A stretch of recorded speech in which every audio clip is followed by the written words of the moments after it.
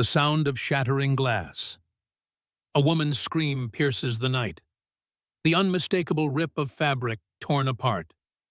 In a world where honor slowly fades away, some men still stand tall. The neon sign of Rusty's Diner flickered against the midnight storm, casting blue and red shadows across rain-slicked asphalt. Inside, the soft hum of conversation mingled with the clinking of silverware and the steady drumbeat of rain against the windows. Behind the worn mahogany bar, Jack Reynolds wiped a whiskey glass with practiced precision, holding it up to the light to check for smudges. At 68, his hands still moved with the deliberate efficiency that had served him well during 3 decades with the Denver Police Department. His weathered face had earned every line that creased it. Eyes the color of worn leather missed nothing a habit formed over years of watching for the subtle tells that separated the honest from the dangerous. Those same eyes now swept across his diner, cataloging each patron with a lawman's instinct that retirement hadn't dulled. Jack set the glass down and reached for another, his fingers brushing against the silver watch on his wrist, a retirement gift from the precinct now 12 years old. The inscription on its back was simple, for 30 years of honor. On nights like this, with thunder growling in the distance and rain sheeting down, Jack found himself drifting back through the decades. Denver, 1985. Jack, then a patrol officer with coal-black hair and a stride full of purpose, approached a cluster of men in leather jackets outside a bar known for trouble. Their motorcycles gleamed under streetlights, chrome and black steel beasts bearing the unmistakable insignia of the Hells Angels. The air crackled with tension as Jack locked eyes with their leader, William Wild Bill Cooper, a mountain of a man with eyes like flint. "Evening, gentlemen," Jack had said, hand resting casually near his holster. "Noise complaint." Cooper had laughed low and dangerous. "We're just enjoying the night air, officer." Behind them, broken bottles and bloodied knuckles told a different story. Jack blinked away the memory, his attention drawn to the front door as it swung open, admitting a gust of cold air and the sound of the strengthening storm. Lily Parker hurried in her blonde hair, darkened by rain, uniform already donned for her night shift. At 26, she moved with the weary determination of someone who had seen too much, too young. "Sorry I'm late, Jack," she called, tying her apron with practiced fingers. "Dad's medical bills came in. Had to sort things out with the hospital." Jack nodded understanding in his eyes. He'd hired Lily 8 months ago, recognizing in her the same resilience he'd seen in survivors throughout his career. Life had dealt her a tough hand, a father with mounting medical debts from cancer treatment, and before that a boyfriend whose love had left scars both visible and hidden. "No problem, Lily. Not exactly bustling tonight," he replied, gesturing to the half-empty diner. She offered a smile that didn't quite reach her eyes, then grabbed her order pad and moved between tables with practiced efficiency. Jack watched her interact with the regulars, Eddie Thompson, a long-haul trucker with salt and pepper hair who'd been stopping at Rusty's for 15 years, young couple Annie and Thomas, college students who came for the pie and stayed for the quiet, and Frank Wallace. Jack's former partner on the force, now 72, and fighting arthritis, but still nursing the same black coffee he'd always favored. As Lily reached across a table to refill Frank's cup, her sleeve rode up slightly, revealing a thin, jagged scar that ran from wrist to elbow on her left arm. She quickly tugged the fabric down, but not before Jack noticed. He'd seen the scar during her interview, but never asked about it directly. Some wounds weren't just physical, and in his experience, people spoke of their scars when they were ready, not when questioned. The bell above the door chimed again. Jack's posture subtly shifted as 4 men entered, shaking rain from leather jackets emblazoned with the same insignia that had adorned Wild Bill Cooper's back 30 years ago. The Hells Angels. But unlike the tension-filled standoffs of decades past, Jack merely nodded in acknowledgement as they took their usual booth in the far corner. Their leader, James Cooper, returned the nod with equal measure of respect. At 42, James carried himself with the same commanding presence his father had, but tempered with a control the elder Cooper had lacked. Behind him walked Mike Daniels, a former Army Ranger whose time in Iraq had left him with demons only his brothers in the club seemed to understand. Ray Simmons, a mechanical genius whose hands could coax life from any engine but had nearly lost his own to drug addiction before James pulled him back from the brink. And Nathan, Old Man, Cooper James's uncle, and Wild Bill's brother, a Vietnam veteran whose weathered face had seen more than most men could bear. They settled into their booth without fanfare, Ray shaking water from his beard, while Mike's eyes continued their habitual scan of exits and entrances, a soldier's vigilance never completely abandoned. James caught Jack's eye and raised 2 fingers, their usual signal for coffee all around. There existed between Jack and James a complex peace built on mutual respect and shared history, though not all of it pleasant. 1993. A warehouse at the edge of Denver's industrial district. Gunfire echoed off concrete walls as rival gangs turned a territory dispute into a bloodbath. Jack, by then a detective, crouched behind a forklift as bullets ricocheted around him. Across the floor, Wild Bill Cooper lay exposed in the open blood pooling beneath him from a shot to the leg. Jack had every reason to leave the Hells Angels president there.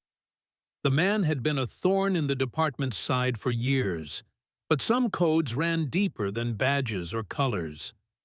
In a decision that would alter the course of multiple lives, Jack broke cover, dragging Cooper to safety as bullets chewed the concrete around them. "Why?" Cooper had gasped, pressing a bandana to his wound. "Because you've got a 10-year-old son," Jack had answered, "and no boy should grow up without a father." That boy was now the man sitting in the corner booth sipping coffee and quietly conferring with his associates. After Wild Bill's death from liver failure 5 years later, James had risen through the ranks, eventually taking leadership of the Denver chapter. Under his guidance, the club had pulled back from some of their more flagrant illegal activities, focusing instead on their legitimate businesses and community protection. Rusty's had become neutral ground, a place where cops, bikers, truckers, and ordinary folks could coexist without the tensions that defined their interactions elsewhere in the city.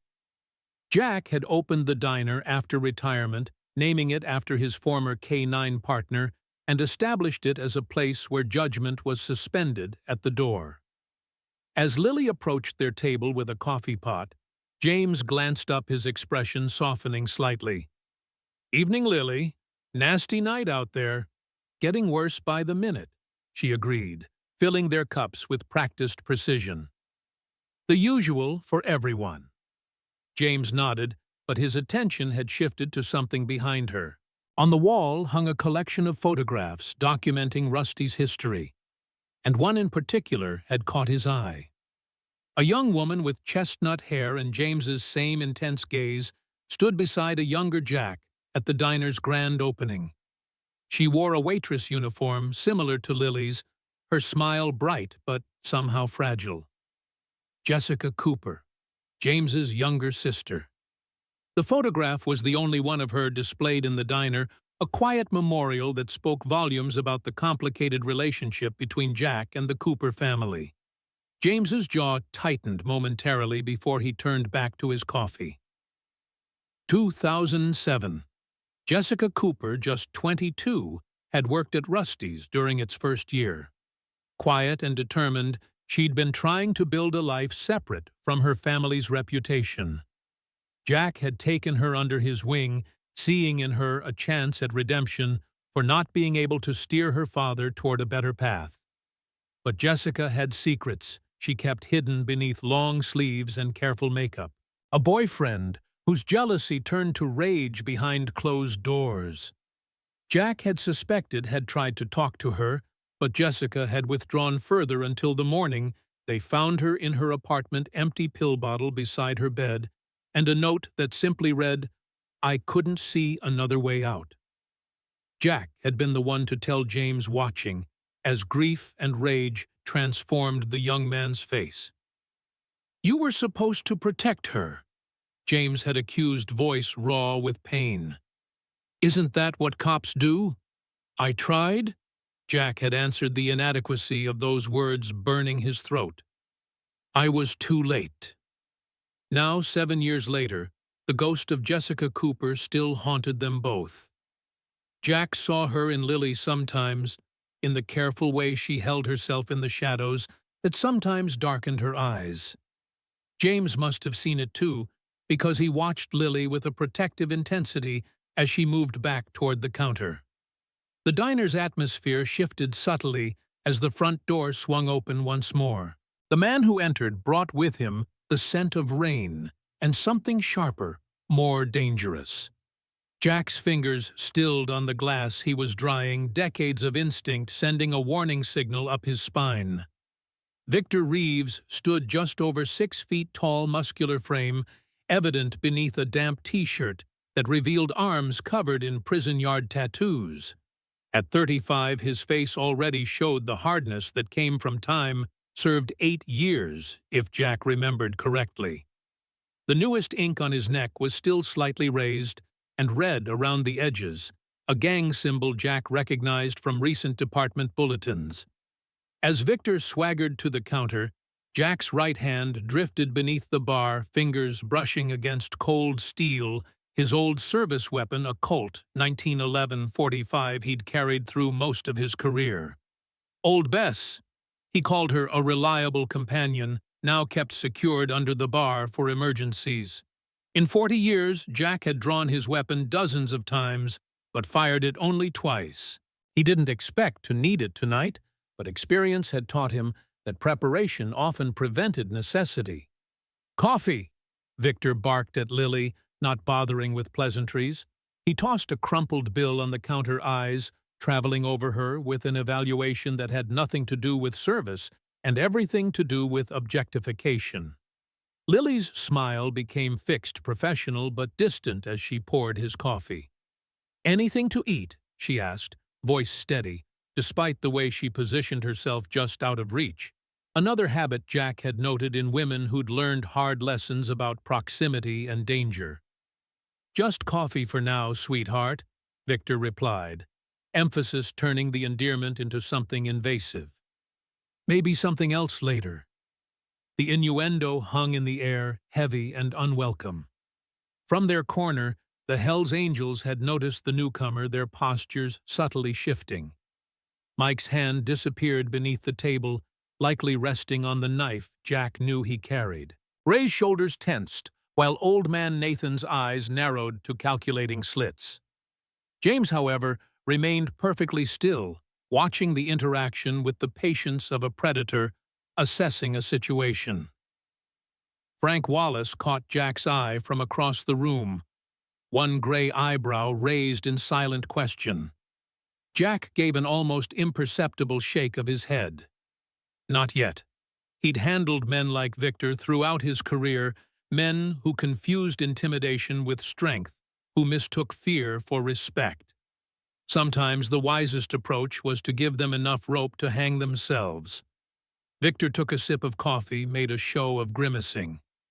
"This tastes like shit," he announced loudly enough for the entire diner to hear. "I can get you a fresh pot," Lily offered, professional mask still in place. "Don't bother," Victor replied, pushing the cup away. "Just wondering what a pretty thing like you is doing in a dump like this. You could make better money elsewhere." His gaze lingered on her figure, implication clear. Eddie Thompson shifted in his booth, weathered hands curling into fists on the tabletop. The young couple, Annie and Thomas, exchanged uncomfortable glances. Frank's jaw tightened, old cop instincts clearly kicking in. "I like it here, just fine," Lily answered, voice cooler now as she moved away to check on other tables. Victor's eyes followed her, a smirk playing at the corners of his mouth. But as his gaze traveled around the diner, something else flickered across his features, a calculative assessment Jack recognized all too well. This wasn't just a man looking for coffee or looking to harass a waitress. Victor was looking for something or someone. Jack studied him more carefully, memory sifting through faces from years of arrests and confrontations. Recognition clicked into place with the weight of a cell door closing. Denver, 2013. A domestic violence call in a run-down apartment complex. Jack, in his final year before retirement, had kicked in a door to find Victor Reeves standing over a bloodied woman, his fist raised for another blow. The struggle had been brief but violent, ending with Victor face down Jack's knee in his back as handcuffs clicked into place. In the patrol car, Victor had turned hatred burning in his eyes. "I'll remember you, cop," he'd spat. "When I get out, I'll find you. Make you pay." Jack had heard such threats countless times over his career. Most were empty, born of momentary rage. But something in Victor's eyes had suggested otherwise, a cold, patient malice that would ferment rather than fade during his incarceration. Now, 10 years later, Victor Reeves sat in Jack's diner, apparently not yet recognizing the older man behind the counter as the officer who'd put him away. Jack's face had weathered considerably since then, gray hair and retirement changing his appearance enough to create doubt. But Jack knew it was only a matter of time before recognition dawned.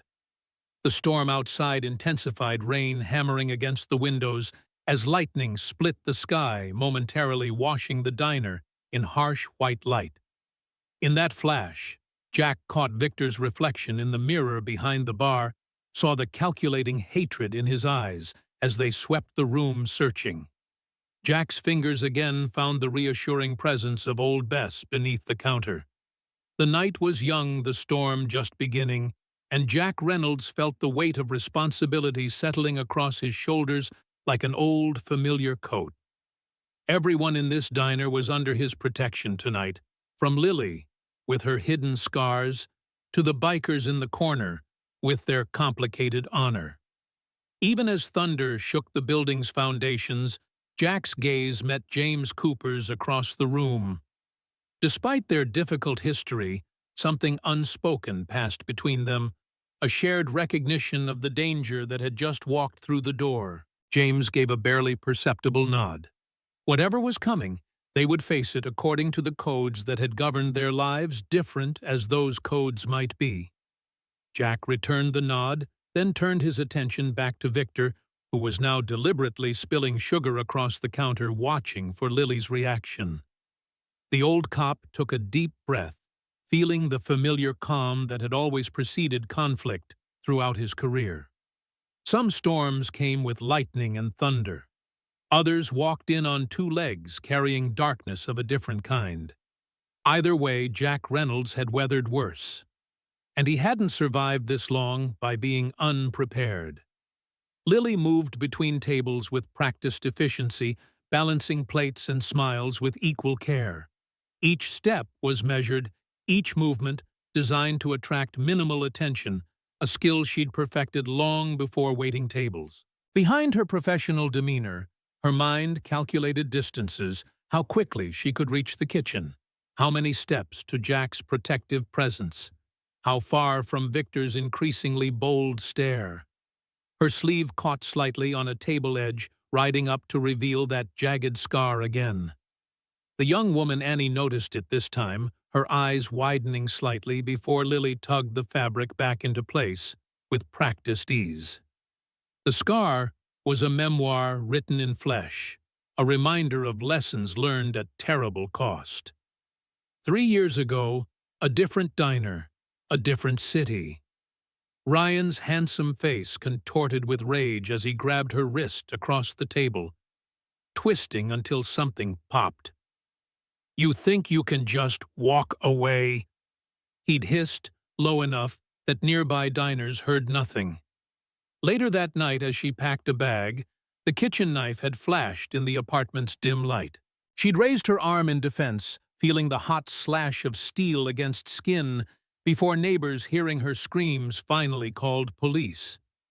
Lily had moved to Denver afterward, changing her last name from Miller to Parker, seeking anonymity and a fresh start. The restraining order offered legal protection, but the look in Ryan's eyes as they led him away had promised this wasn't over. Some men couldn't stand losing what they considered theirs. She refilled Eddie Thompson's coffee, grateful for his grandfatherly presence.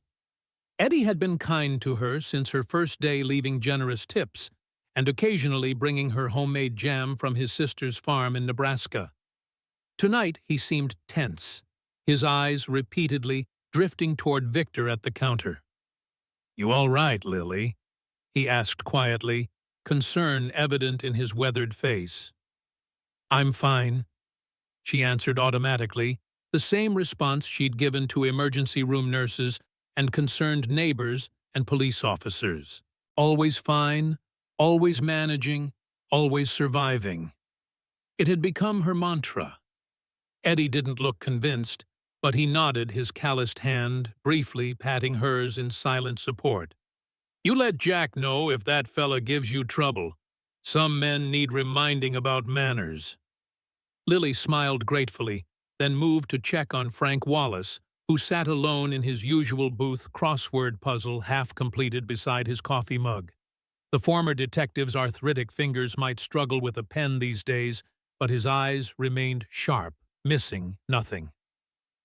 "7 across is vigilance," he commented without looking up. "Never off duty is the clue." Lily glanced at the puzzle. "Thanks, Frank." "Speaking of vigilance," he added, voice lowered, "our new friend at the counter has a parole officer who'd be mighty interested to know he's here instead of at his court-mandated addiction meeting." Of course, Frank would know Victor's background. The old detective network in Denver remained strong, information flowing between active and retired officers like water through connected vessels. "Has Jack recognized him?" Lily asked quietly. Frank snorted softly. "Jack was picking out bad apples while you were still in diapers, girl. He's just biding his time, seeing what plays out." Lily nodded, understanding. Jack's patience was legendary among the regulars, his ability to diffuse situations before they escalated, one of the reasons Rusty's remained peaceful despite its diverse clientele. As she turned back toward the counter, Victor's voice cut through the ambient noise of the diner. "Hey, waitress, more coffee, and try not to make it taste like piss this time." Lily felt eyes on her from all directions, Jack's steady gaze, the Hells Angels' collective attention, Eddie and Frank's concerned expressions. She straightened her shoulders, lifted her chin slightly, and approached Victor with the coffee pot. "Fresh pot," she said, evenly refilling his cup. As she poured, Victor deliberately shifted his arm, bumping hers and causing coffee to splash across the counter.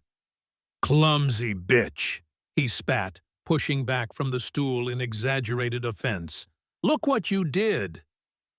"I'm sorry," Lily said automatically, reaching for a cloth to mop up the spill, though they both knew it had been deliberate. As she leaned forward, Victor's hand shot out, grabbing her wrist in a grip painfully similar to one she remembered all too well. "You should be more careful," he said, voice dropped to a menacing whisper. "Pretty girls get hurt when they're not careful." The diner had gone silent, the only sounds the steady drumbeat of rain and the low rumble of distant thunder. Lily felt her pulse quicken, old fear rising like bile in her throat. But something else rose with it, a determination she'd forged in the aftermath of Ryan, a promise never to be a victim again. "Let go of my wrist," she said, voice quiet but firm. "Now." Victor's eyes narrowed, surprise flickering across his features before being replaced by cruel amusement. "Or what, sweetheart?" The scrape of a bar stool interrupted the standoff as Jack moved down the counter toward them, his movements unhurried but purposeful. "That'll be enough of that." he said, voice carrying the calm authority that had served him through decades of policing. "We don't put hands on staff here at Rusty's." Victor released Lily's wrist, turning his attention to Jack with a smirk. "Just having a friendly conversation with the lady." "Didn't look friendly from where I'm standing," Jack replied, his weathered face impassive but his eyes hard as flint. "Lily, why don't you check on table 6? I think they're ready for their check." It was a transparent excuse to remove her from the situation, but Lily seized it gratefully, rubbing her wrist as she moved away. As she passed the Hells Angels booth, James Cooper's voice stopped her. "You okay?" he asked quietly, genuine concern evident, despite his intimidating appearance. Lily nodded, somewhat surprised. She'd served James and his crew dozens of times, but they rarely engaged beyond the necessities of ordering. The unexpected solicitude caught her off guard. "Just another charmer who thinks a uniform makes you public property," she replied, a tempting lightness she didn't feel. James's eyes drifted to her wrist, already showing the faint marks of Victor's grip, then back to her face. Something shifted in his expression, a darkness quickly controlled, but unmistakable. Without another word, he returned to his coffee, but Lily noticed how the four men subtly repositioned themselves like chess pieces moving into strategic formation. At the counter, Jack was engaged in quiet conversation with Victor, their voices too low for Lily to hear over the storm. Whatever Jack said caused Victor's smirk to falter momentarily before reasserting itself with even more bravado. The ex-con looked around the diner with exaggerated casualness, taking in Frank Wallace's steady gaze, Eddie's tense posture, and the Hells Angels watching from their corner. When Victor's eyes returned to Jack, something changed in his expression, a flicker of recognition that transformed slowly into calculated hatred. He knew. He'd made the connection between the gray-haired diner owner and the cop who'd put him away a decade ago. "Well, well," Victor said, voice carrying clearly now. "Officer Reynolds. Or is it just Jack now? Been a long time." Jack's expression remained neutral, though Lily detected the slight tensing of his shoulders. "Longer for some than others," he replied evenly. "What brings you to my establishment, Victor? Besides harassing my staff." Victor leaned forward, malice glinting in his eyes. "Maybe I just wanted a cup of coffee. Maybe I wanted to see if the rumors were true that the cop who busted me was running a greasy spoon on the edge of town. Or maybe," he let the word hang, "I wanted to catch up with an old friend." The threat in those words was unmistakable. Jack's right hand disappeared briefly beneath the counter, checking his weapon. Lily realized with a chill. But his voice remained steady when he spoke. "We're not friends, Victor. Never were. Now you've had your coffee. I think it's time you moved along."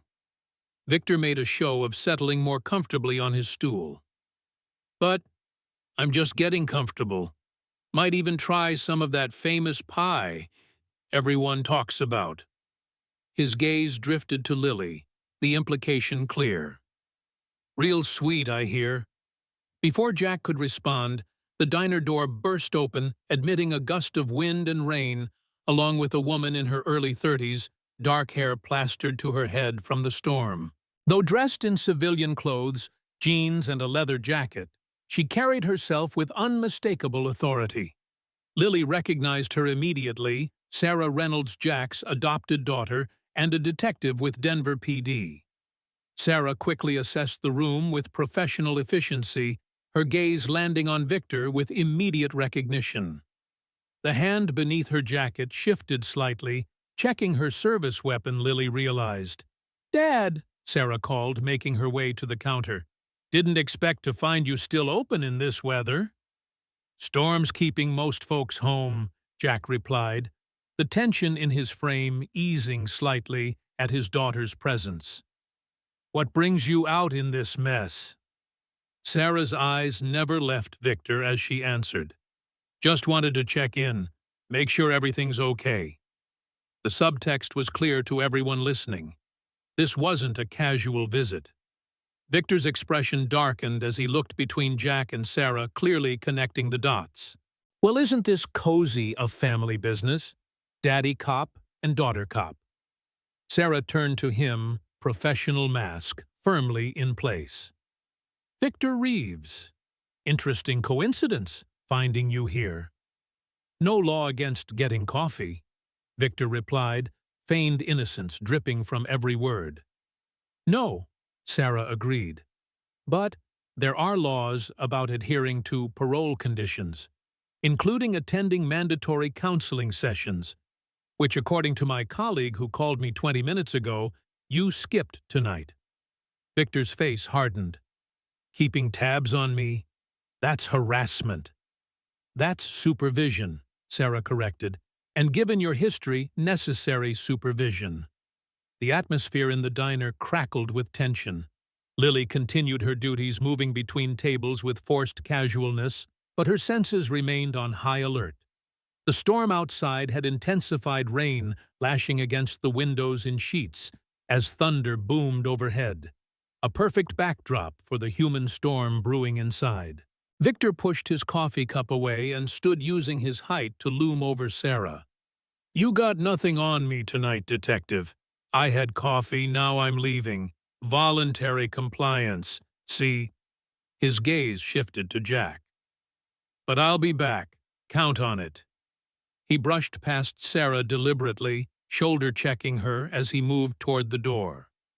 James Cooper and his men tensed visibly, but a subtle shake of Jack's head kept them seated. This wasn't the moment for confrontation, not yet. As Victor reached the door, he turned back, eyes finding Lily across the room. See you around, sweetheart. We have unfinished business. With that parting shot, he stepped out into the storm, the door slamming behind him. The collective tension in the diner released like air from a punctured tire. Sarah moved immediately to her father, their heads bent close in urgent conversation. Frank Wallace joined them, his arthritic movements belying the speed with which he crossed the room. Lily continued her rounds, hands trembling slightly as she cleared plates from the young couple's table. Annie reached out impulsively, touching Lily's arm. Are you okay? She asked, concern evident in her young face. That guy was seriously creepy. Lily summoned a reassuring smile. I'm fine. Unfortunately, he's not the first jerk I've dealt with in this job and probably won't be the last. Thomas, Annie's boyfriend, frowned. You shouldn't have to put up with that. No one should. His indignation was touching, if somewhat naive. In Lily's experience, the world was full of things people shouldn't have to put up with, yet somehow did. She thanked them for their concern and moved on to Eddie's table. The truck driver's weathered face was creased with worry. That man's trouble, Lily. The real kind. I know, she acknowledged quietly.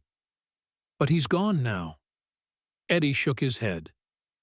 Men like that, they don't let go easy. They circle back. He glanced toward Jack, Sarah, and Frank, still in deep discussion at the counter. At least you've got good people watching your back. Lily followed his gaze, warmth spreading through her chest, despite the lingering fear. When she'd started at Rusty's, she'd viewed it simply as a job, a way to pay bills and keep her father's medical treatments going. But over months, it had become something more. A sanctuary of sorts populated by people who looked out for each other in ways small and large. As she approached the Hells Angels booth with their food order, James Cooper looked up, his intense gaze assessing her. He recognized Jack, James stated rather than asked. Lily nodded. Seems that way. And he threatened you. Again, not a question. People say a lot of things they don't mean, Lily replied, setting down plates of burgers and fries. Old man Nathan snorted. And some mean exactly what they say, girl. That one had the eyes. The eyes? Lily asked. Seen 'em in the jungle, Nathan explained, voice gravelly from decades of cigarettes. Men who enjoy hurting others. Get a taste for it. Ray, the youngest of the group, shifted uncomfortably. We staying out of this one, James. Not our beef. James took a deliberate bite of his burger before answering, chewing thoughtfully. His gaze drifted to the photograph on the wall, the one of his sister standing beside Jack. When he finally spoke, his voice was quiet, but firm. We're staying for now. Weather's bad. Food's good. His eyes met Lily's. And sometimes, history has a way of repeating if nobody steps in to change the script. The cryptic statement sent a shiver down Lily's spine, though she couldn't articulate why. She nodded and moved back toward the counter where Sarah was now sitting alone, Jack having disappeared into the back office with Frank. Can I get you anything? Lily asked, reaching for a clean mug. Sarah smiled tiredly. Coffee black. And maybe a slice of reality, where my evening doesn't involve tracking parole violators through a monsoon. Lily poured the coffee, studying Jack's daughter surreptitiously. Though they'd interacted dozens of times over Lily's employment, they'd never moved beyond polite professionalism. Sarah had Jack's watchful eyes and steady presence, but a sharper edge that suggested her career path hadn't been without challenges. Victor was looking for your dad, wasn't he? Lily asked quietly. Sarah nodded, wrapping her hands around the warm mug. Jack put him away 10 years ago. Domestic violence case. Bad one. The girlfriend nearly died. Lily's hand unconsciously moved to her own scar, a gesture Sarah didn't miss. You've had your own experience, Sarah observed, no question in her tone. Different man, similar story, Lily acknowledged, though I was luckier than some. Sarah's expression softened slightly. Is that why you came to Denver fresh, start? Something like that. Lily hesitated, then added, Your dad's been good to me. Gave me a job when my references were shaky, didn't ask too many questions about the gaps in my employment history. Jack's good at seeing what matters, Sarah replied. And what doesn't? Before they could continue, Jack emerged from the back office, phone in hand, his expression grim. Sarah, he called. Need you a minute. As Sarah moved to join her father, Lily returned to her duties, collecting the young couple's payment as they prepared to brave the storm. They left a generous tip and words of encouragement that warmed her despite everything. The diner had emptied somewhat, leaving only the core of regulars. Eddie nursing a final cup of coffee, Frank settling his bill, and the Hells Angels still occupying their corner booth. Outside, the storm showed no signs of abating, sheets of rain, illuminated by occasional flashes of lightning. Lily was wiping down tables when the power flickered once, twice, then stabilized. Jack emerged from the back, Sarah following with a concerned expression. Generator's ready if we need it, Jack announced. But we might want to think about closing early. Storm's getting worse, and the creek behind the property is rising. As if to punctuate his words, a tremendous crash of thunder shook the building, the lights flickering more dramatically before steadying again. The diner's atmosphere had changed, the earlier tension replaced by the communal wariness of people facing uncertain weather. I should head out before it gets worse, Eddie said, rising from his booth. Got an early haul tomorrow if the roads are passable. Frank nodded agreement. I'll follow you out. Make sure you get to your rig, okay? The two older men settled their bills, leaving generous tips despite the abbreviated service. As they prepared to depart, Eddie paused beside Lily, voice lowered. You be careful, young lady. That fellow earlier, he had the look of someone who doesn't let go easy. And with this storm, he shook his head. Just watch yourself. I will, Lily promised. Drive safe, Eddie. As the door closed behind them, Lily moved to lock it, but Jack stopped her with a gentle hand on her shoulder. "Leave it for now," he said. "Still got customers and someone might need shelter from this mess."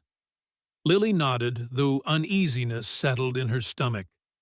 The rational part of her knew Victor was long gone, probably back to whatever hole he crawled out of.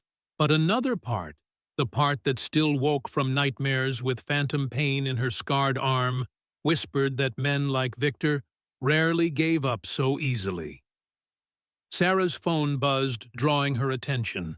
She checked the screen, frowned, then showed it to Jack. Whatever they saw caused a silent exchange of glances laden with meaning. "Everything okay?" Lily asked. "Fine," Jack answered too quickly. "Sarah's got to head back to the station. Paperwork waits for no storm." The excuse was transparent, but Lily didn't press. Whatever was happening, Jack had his reasons for discretion. Sarah donned her jacket, checked her weapon with practiced efficiency, then hugged her father briefly. "I'll call when I get there," she promised. To Lily, she added, "Take care of the old man for me." With that, she was gone, the bell above the door jingling as she stepped out into the deluge. Jack watched her go, concern evident in the set of his shoulders. Then, with visible effort, he turned back to the remaining patrons. "Last call for coffee refills," he announced. "Kitchen's closing in 15. The Hells Angels made no move to leave James, merely nodding acknowledgement of Jack's announcement. They seemed content to wait out the worst of the storm, conversing quietly among themselves. As Lily moved behind the counter to start closing procedures, the lights flickered again, longer this time, before stabilizing. Jack muttered something under his breath about the aging electrical system, then disappeared into the back to check the circuit breakers. Alone momentarily in the front of the diner, Lily felt the weight of eyes upon her. She looked up to find James Cooper watching her, his expression unreadable. Beside him, his companions continued their muted conversation, seemingly oblivious to their leader's attention being elsewhere. Something about his steady gaze reminded Lily of the photograph on the wall, his sister Jessica, with that same intense focus. She'd never known Jessica personally, having started at Rusty's years after the young woman's death, but Jack occasionally spoke of her with a regret that suggested deeper wounds than he acknowledged. The door chimed again, drawing Lily's attention. Her heart stumbled as Victor Reeves stepped back into the diner, rain dripping from his clothes, a dangerous smile playing at the corners of his mouth. "Forgot my change," he announced, sauntering toward the counter as if he had every right to be there. The Hells Angels shifted in their booth, tension radiating from them in palpable waves. But Victor seemed unconcerned, his attention fixed solely on Lily. "Where's the old man?" he asked, glancing around for Jack. "Checking the circuit breakers," Lily answered, keeping the counter between them. "I can get your change if you tell me how much it was." Victor leaned forward, invading her space despite the physical barrier. "Don't worry about the money, sweetheart. I came back for something else." Before Lily could respond, Jack emerged from the back, freezing momentarily when he saw Victor. His right hand instinctively moved toward his hip, the habitual reach for a service weapon no longer carried there. "Thought you'd left," Jack said, voice carefully neutral, as he moved to stand beside Lily. Victor smiled, all predatory intent. "Just stepped out to make a call. Figured I'd wait out the storm here. More entertaining." The implication hung in the air like smoke, acrid and choking. Jack's expression hardened, but before he could respond, his phone rang. He glanced at the screen, conflict evident in his face. "Take it," Lily urged quietly. "I'm fine here." Jack hesitated, clearly torn between answering the call and staying to face Victor. Finally, with visible reluctance, he said, "I need to take this. Hospital's calling about my daughter-in-law." To Victor, he added with steely emphasis, "I'll be right back. Behave yourself." As Jack moved to the relative privacy of the back office, Victor's smile widened. "Alone at last," he said, voice dropped to a menacing purr. "Well, almost."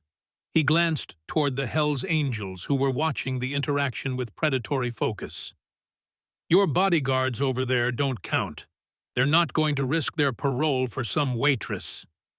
Lily stood her ground, though her heart hammered against her ribs. "What do you want, Victor?" "Just to talk." He reached across the counter, fingers brushing against her arm where the scar lay hidden beneath her sleeve. "Maybe compare notes. I see you've had experience with men who know how to leave their mark." Lily jerked away, disgust and fear mingling in her stomach. "Don't touch me." Victor's expression hardened. "Funny thing about doing time. Gives a man plenty of opportunity to think about what he'll do when he gets out, who he'll visit, what scores he'll settle." His eyes drifted toward the back office where Jack had disappeared. "Old Reynolds has been on my list for a long time, but now I'm thinking maybe I should start with you. Send a message." With shocking speed, he reached across the counter and grabbed Lily's wrist, yanking her forward. Coffee mugs crashed to the floor as Lily struggled against his grip. "Let go of me," she demanded, voice rising with fear and anger. "Or what?" Victor taunted, tightening his hold until pain shot up her arm. "You gonna call for help? Old man's busy on his call. And these bikers—" He jerked his chin toward the Hell's Angels. "They're all talk. Nobody's coming to save you, sweetheart." Lily's free hand groped blindly beneath the counter, searching for anything to use as a weapon. Her fingers closed around a heavy glass mug, and without hesitation she swung it at Victor's head. He ducked the mug, sailing past him, to shatter against the wall. His grip on her wrist twisted cruelly, forcing a gasp of pain from her lips. "That wasn't very nice," Victor snarled, rage contorting his features. "Looks like you need to be taught some manners." With a violent yank, he pulled Lily halfway across the counter, his free hand grabbing the front of her uniform.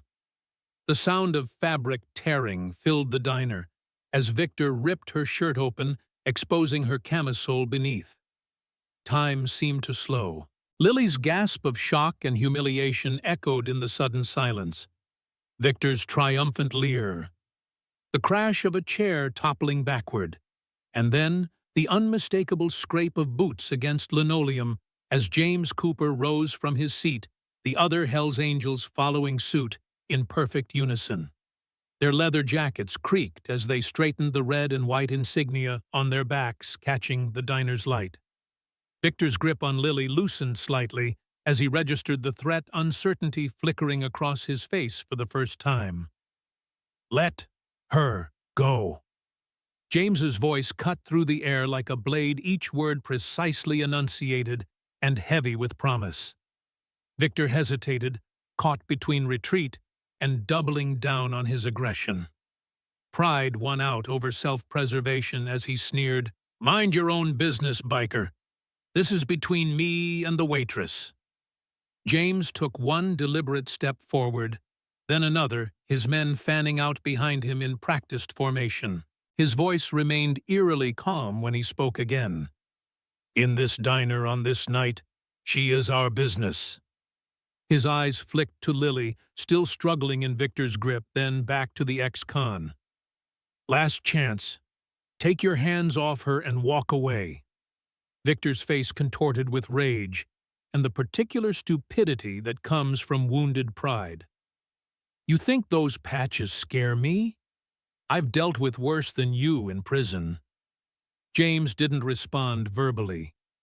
He simply continued his measured approach, expression unchanging, except for a dangerous light kindling in his eyes, a look Lily imagined countless adversaries had seen before, learning painful lessons.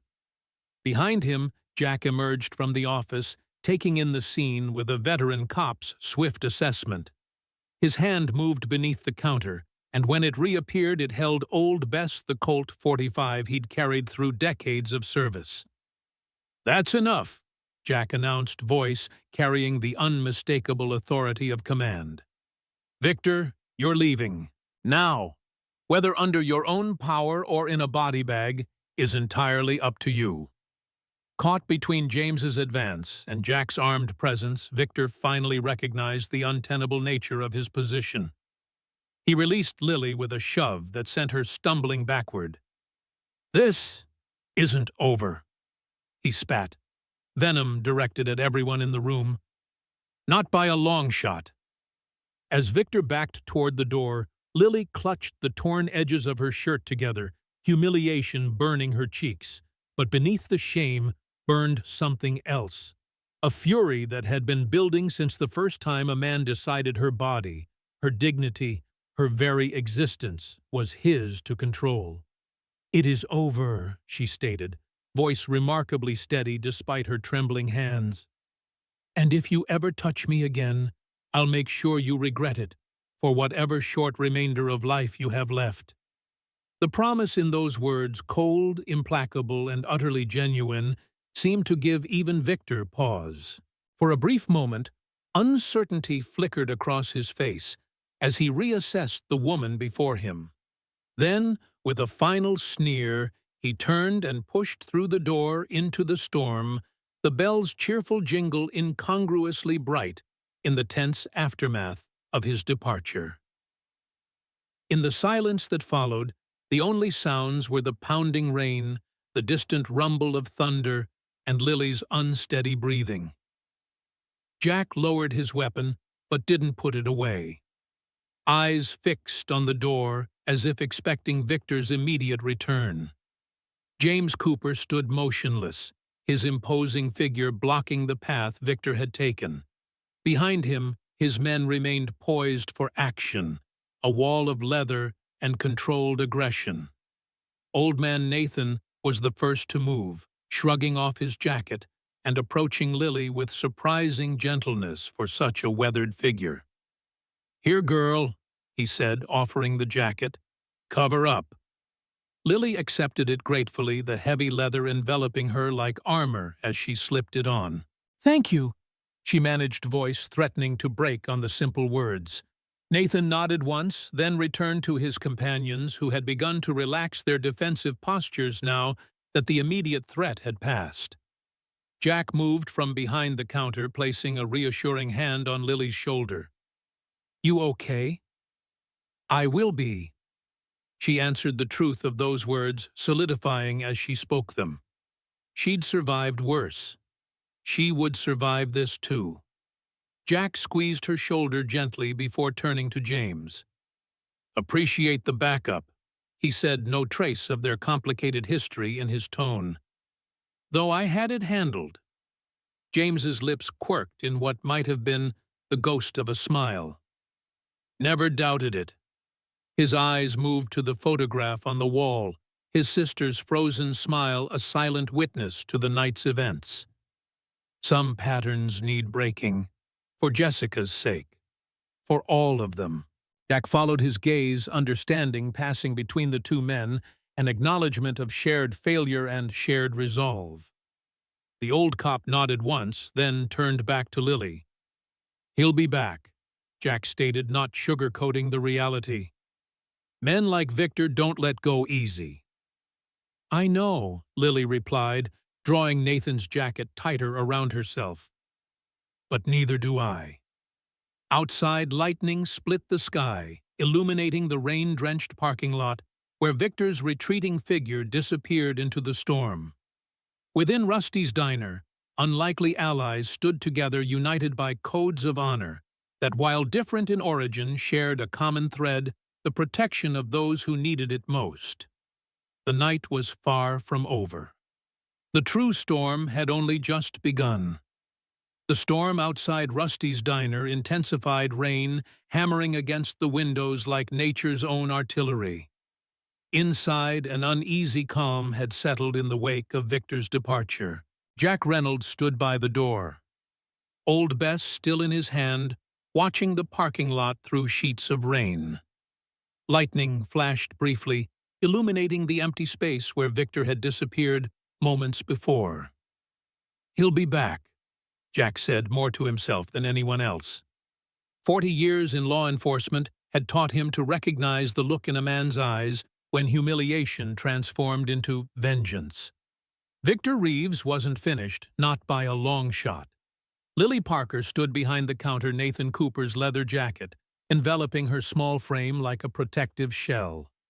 The older biker had given it to her without hesitation, after Victor tore her uniform an unexpected kindness from a man whose weathered face and patched colors suggested a life far removed from chivalry.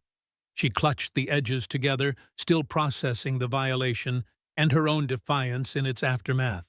James Cooper and his crew had returned to their booth, though their previous relaxed posture had been replaced by alert vigilance.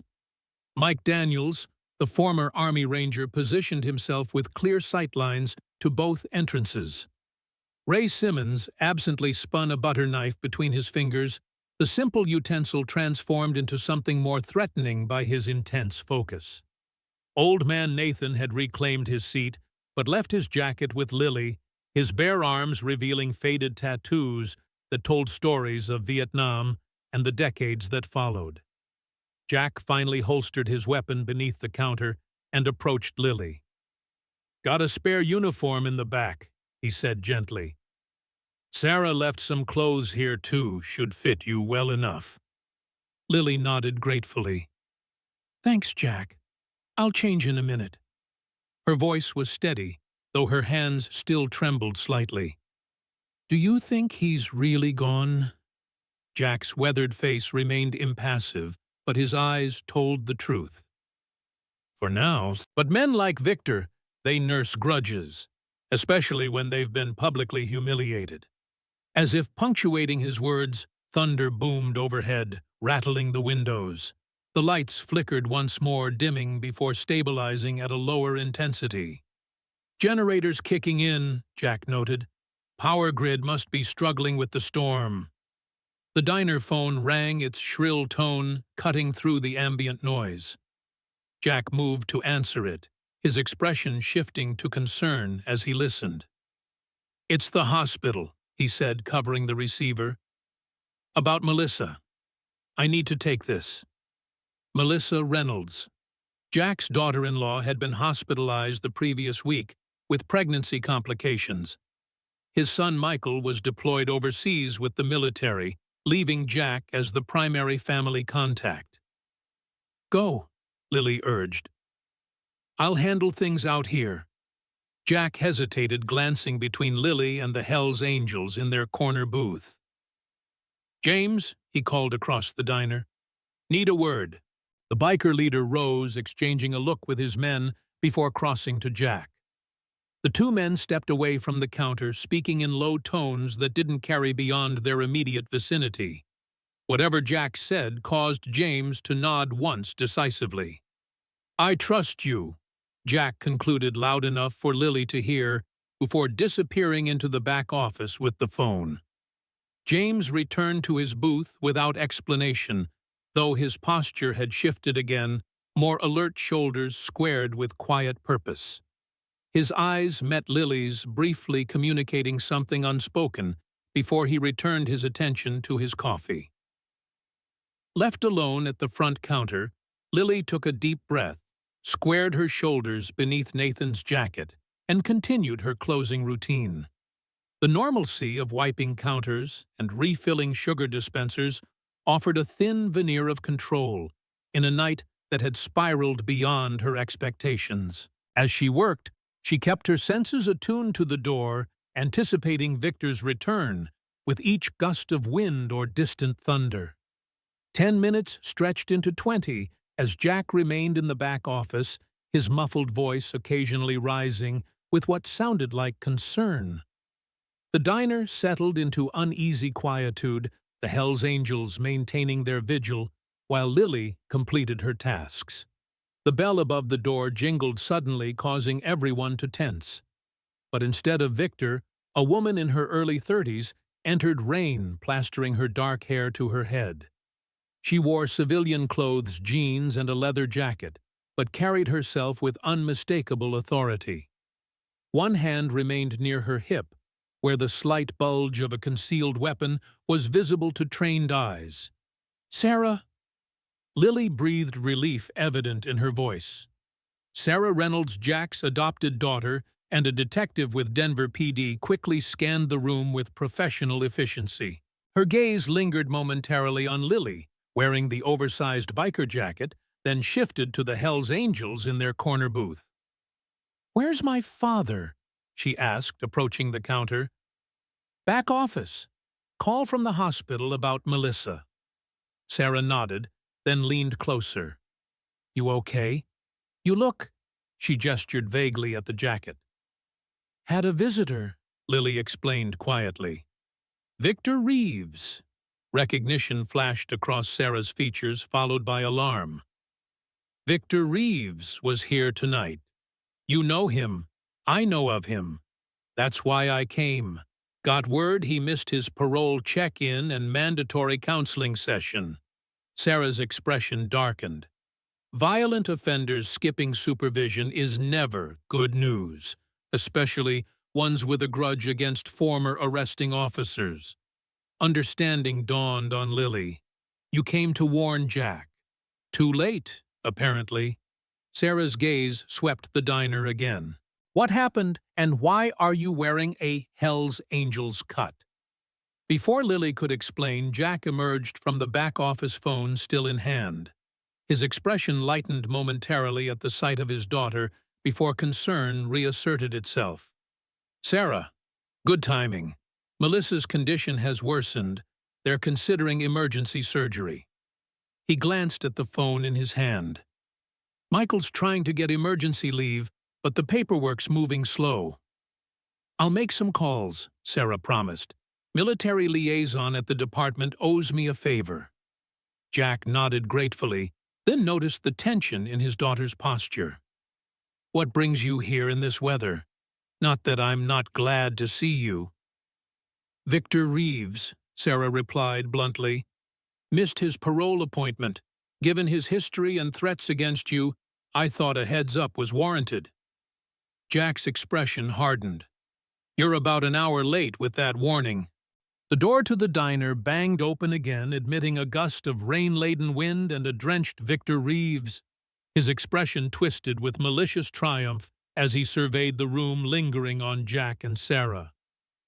"Well, isn't this cozy a family reunion?" His voice dripped with venom. "And here I thought the party was over."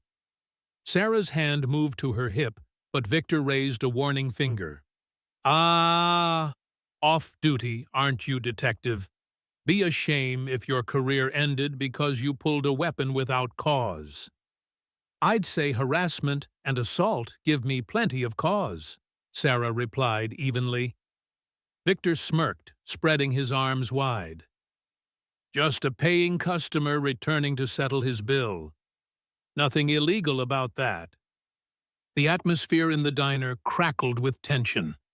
Jack moved protectively in front of Lily, while the Hells Angels watched from their booth with predatory focus.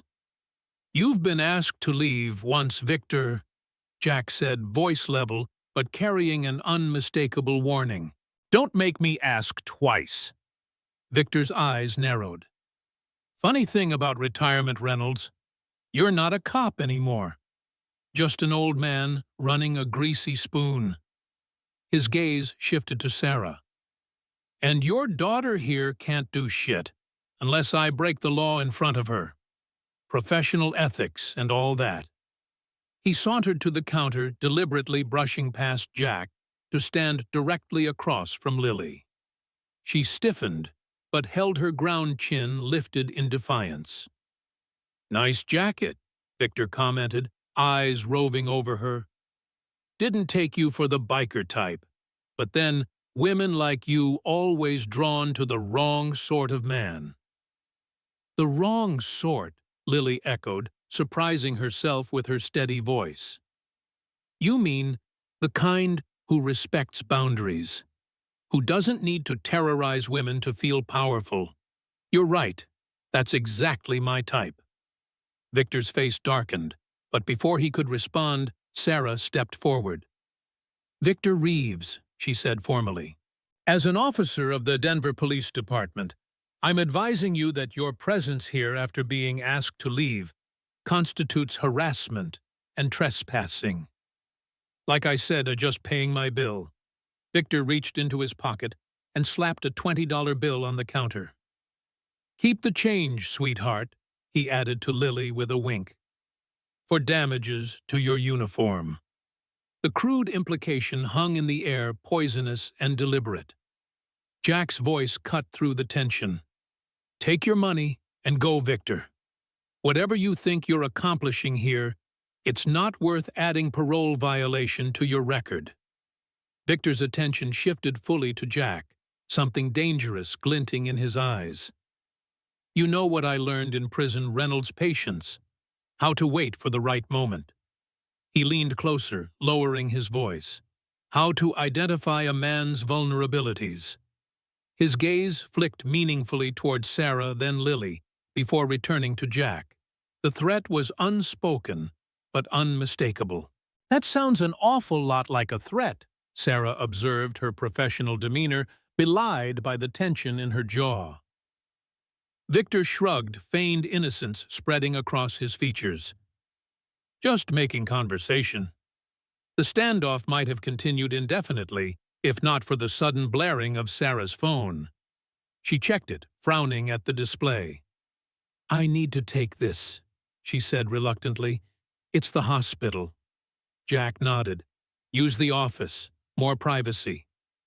As Sarah moved toward the back, Victor's smirk widened. Family emergencies. So inconvenient when you're trying to play hero. Jack said nothing, but his eyes never left Victor, decades of law enforcement experience evident in his unwavering vigilance.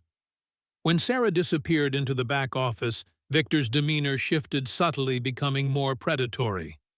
Just you and me now, old man, he said quietly. And your little waitress, like old times.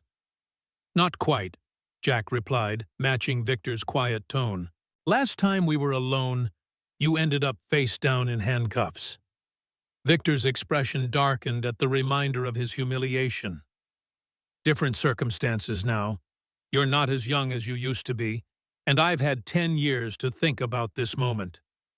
As they spoke, Lily edged along the counter toward the end, where old Bess lay hidden beneath the bar top. Victor noticed his attention shifting. Going somewhere, sweetheart? He asked, moving to intercept her. Just doing my job, Lily replied, grabbing a coffee pot.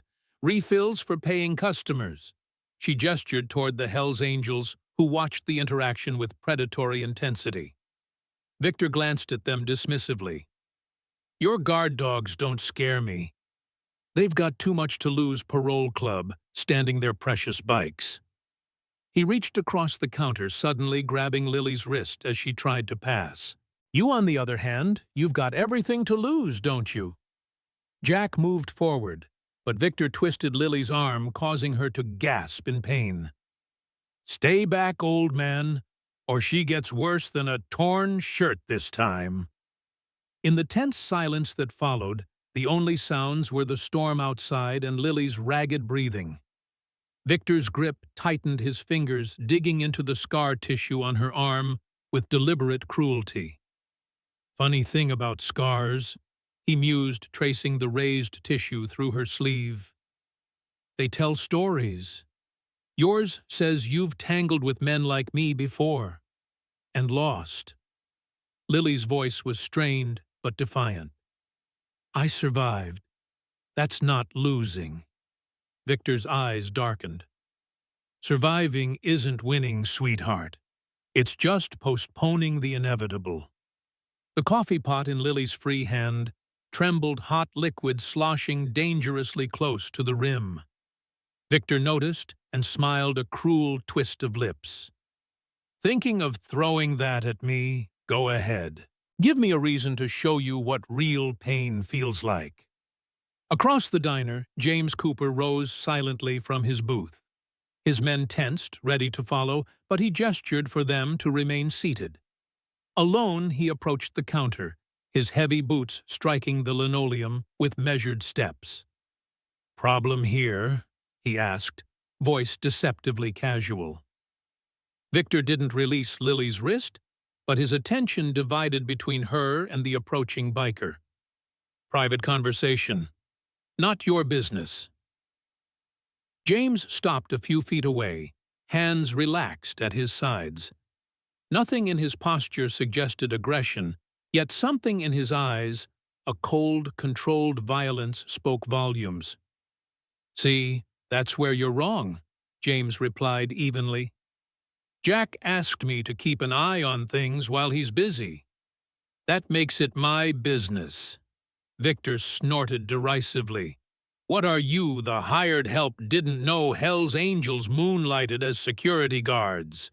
"We're full of surprises," James answered, taking another step closer. "Speaking of surprises, you might wanted to look down." Victor's gaze dropped involuntarily to find the gleaming point of a hunting knife pressed against his ribs, a knife that hadn't been visible in James's hand a moment before.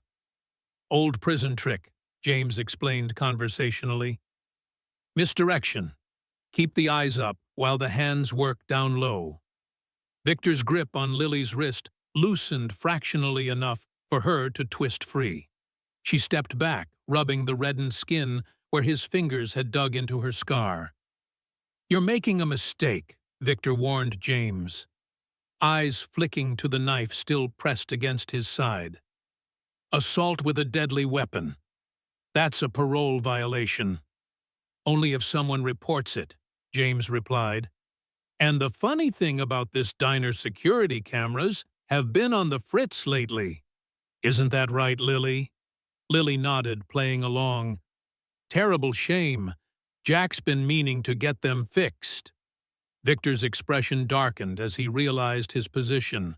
With Sarah in the back office and no witnesses willing to take his side, it would be his word against theirs.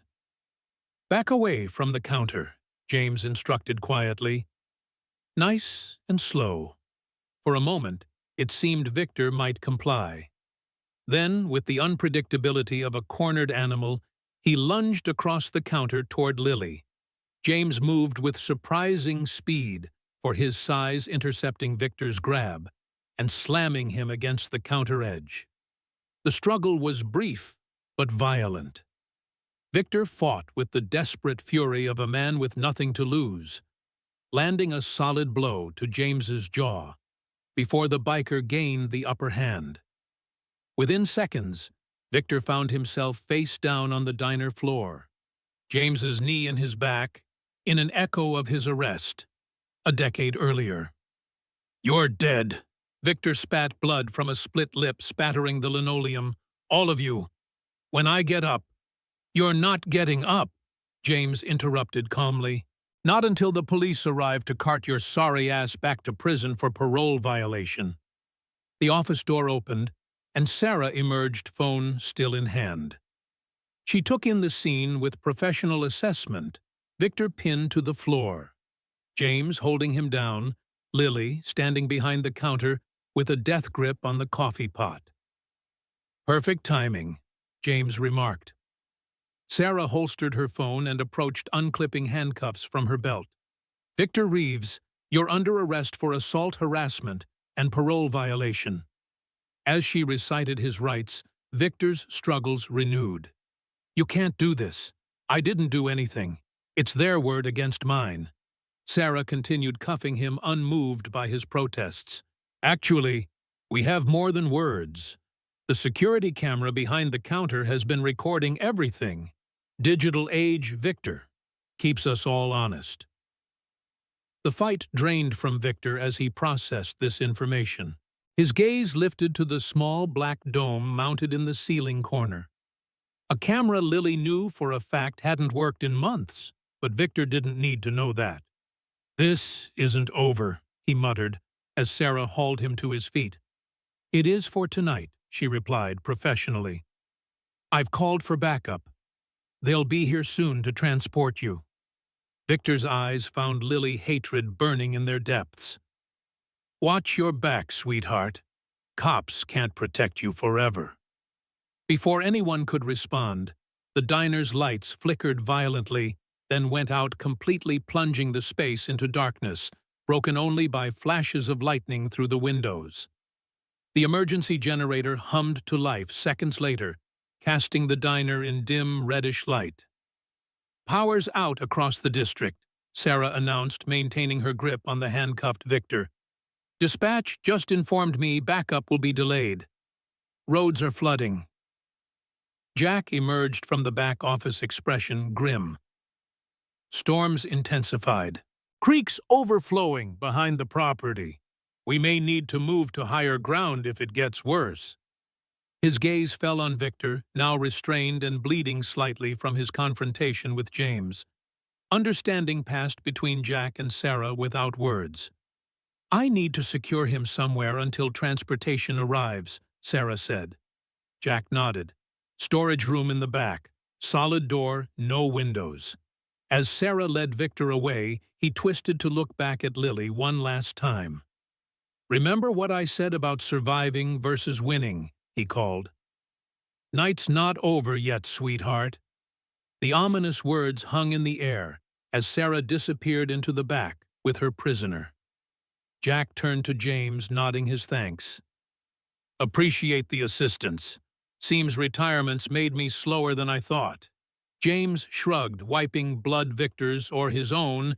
It wasn't clear from his knuckles. Some instincts don't retire. Their tentative alliance remained awkward, decades of antagonism, not easily set aside despite their common purpose tonight. Jack's gaze drifted to the photograph of Jessica on the wall, then back to James. "Your sister would be proud," he said quietly, "of the man you've become." Something shifted in James's expression. Pain and pride mingled in equal measure. "She always believed I could be better than my old man. Took me too long to prove her right." The rare moment of vulnerability between the two men was interrupted by a tremendous crash of thunder directly overhead. The diner's emergency lights flickered, but held, casting long shadows across the worn linoleum. Lily, who had been watching the exchange with quiet interest, suddenly gasped. Through the rain-streaked windows, headlights were visible in the parking lot. Not the expected police backup, but 3 vehicles positioning themselves in a semicircle facing the diner's entrance. "Jack," she called, pointing. "We've got company." Jack moved to the window, peering through the downpour. His expression hardened as he made out the shapes of men emerging from the vehicles, their movements suggesting purpose rather than casual arrival. "Friends of Victor's," he assessed grimly. "Gang affiliates from the looks of them." James joined him at the window, counting silently. 7, maybe 8 of them. Armed, probably. "How would they know he's here?" Lily asked, fear edging her voice. "Phone call," Jack replied. "Victor must have called for backup before coming back inside." Explains his confidence. From the back office, Sarah reappeared, hand resting on her service weapon. "Victor's secure, but he's not talking." "What's the situation?" Jack gestured toward the window. "Cavalry's arrived, but not the kind we were hoping for." Sarah assessed the developing situation outside with a cop's practiced eye. "They're blocking the front entrance, positioning for siege tactics." "Back exit?" James asked. Jack shook his head. "Creek's flooding that side. It's why I was concerned about moving to higher ground." The implications settled over the group like a physical weight. They were effectively trapped, the rising floodwaters behind them, armed hostiles in front, and a violent storm making any hope of official backup unlikely for hours. "Options?" Sarah prompted, professional training kicking in. Jack ran a hand through his gray hair, decades of law enforcement experience channeling into tactical assessment. "We've got 2 service weapons, whatever the Hell's Angels are carrying, which I'm officially not asking about, and home field advantage. They've got numbers and probably firepower." "And motivation?" James added grimly. "Victor's their meal ticket. Gang structure gives him access to distribution networks they need." The revelation drew surprised looks from Jack and Sarah. "You've been keeping tabs on him," Sarah asked. James shrugged. "Know thy enemy. Victor's been making moves since his release, trying to establish territory near our legitimate businesses. We've been watching." A flash of lightning illuminated the parking lot, fully revealing the armed men advancing toward the diner through the downpour. Their deliberate pace suggested confidence and preparation.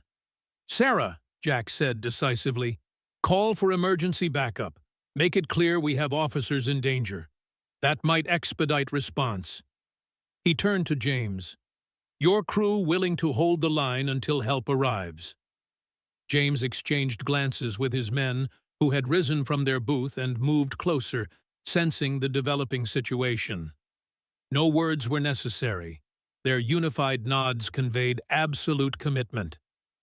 "We stand together," James confirmed, "for Jessica's memory, for Lily, for the principle of the thing." Old Man Nathan stepped forward, his weathered face set with grim determination. "Been a while since I've been in a proper siege. Vietnam, 72. Difference is, this time I know what I'm fighting for." Mike Daniels, the former Army Ranger, had already begun assessing defensive positions within the diner. "Standard barricade tactics. Use the booths as cover. Move the freezer to block the kitchen entrance." Ray, the youngest of the Hells Angels, looked nervously toward the approaching figures. "They've got serious hardware out there, James. Not just Saturday night specials." "So do we," James replied, removing his leather jacket to reveal a shoulder holster containing a heavy stainless steel revolver. He caught Jack's raised eyebrow and shrugged. "Licensed and legal. Colorado's an open carry state." Jack decided not to pursue the point. Instead, he moved behind the counter, retrieving Old Bess from her hiding place, along with a box of ammunition from a locked drawer. "Lily," he said, turning to the waitress who stood watching these preparations with wide eyes. "There's a rifle in my office, 12-gauge Remington. Know how to use it?" Lily swallowed hard but nodded. "My father taught me, before he got sick." "Good," Jack said, his expression softening momentarily. "But I'm not asking you to fight. There's a storage space above the office. Access through the ceiling panel. If things go sideways, that's where you go. Understand?" Lily wanted to protest, to insist she could help defend the diner alongside the others. But the look in Jack's eyes, the same protective determination she'd seen when he hired her despite her spotty employment history, stopped her argument before it formed. "I understand," she agreed reluctantly. Sarah had completed her emergency call and rejoined the group, expression grim. "Dispatch says earliest ETA is 45 minutes to an hour, depending on road conditions. They're prioritizing us, but the storm has emergency services stretched thin across the county." Jack nodded, having expected as much. "Then we hold for an hour. We've got solid walls, limited entry points, and people who know what they're doing." He glanced at the Hells Angels with newfound respect, some more officially than others. Outside, the armed men had reached the edge of the parking lot, taking positions behind vehicles and the concrete barriers that lined the diner's frontage. Their intentions were clear. They weren't leaving without Victor. Inside, an unlikely alliance prepared for siege, a retired cop, his detective daughter, a waitress with hidden strength, and 4 Hells Angels united by a common purpose. The old enmity between Jack and the bikers had been set aside, replaced by mutual respect forged in shared danger. As lightning flashed again, James caught sight of the photograph on the wall. His sister Jessica, forever frozen in youth, standing beside a younger Jack at the diner's opening. The sight strengthened his resolve. Tonight wasn't just about protecting the living. It was about honoring the dead. "They'll try the front door first," Jack predicted, taking position behind the counter with clear sightlines to the entrance. "Standard intimidation approach. Show of force meant to make us surrender Victor without resistance." Sarah positioned herself near the kitchen entrance, her service weapon drawn, but held low. We should try negotiation before things escalate. I'm still an officer of the law. And I'm retired law enforcement, Jack added. We're not thugs or vigilantes. We defend if necessary, but we don't instigate. The Hells Angels exchanged glances, but nodded in agreement. James positioned his men strategically, Mike near the side window, with his military experience guiding his tactical choices. Ray behind an overturned table, with a clear view of the rear entrance. Nathan beside Jack, the two older men sharing a foxhole like soldiers from different armies finding common ground. James himself took position near Sarah, a symbolic bridging of the gap between law enforcement and outlaw motorcycle club. For the record, he said quietly, we don't want bloodshed either, despite what you might think of us. Sarah studied him briefly, professional assessment mingling with personal curiosity. My father says your father was a different story. My father was a product of his time, James replied evenly. I'm trying to be better.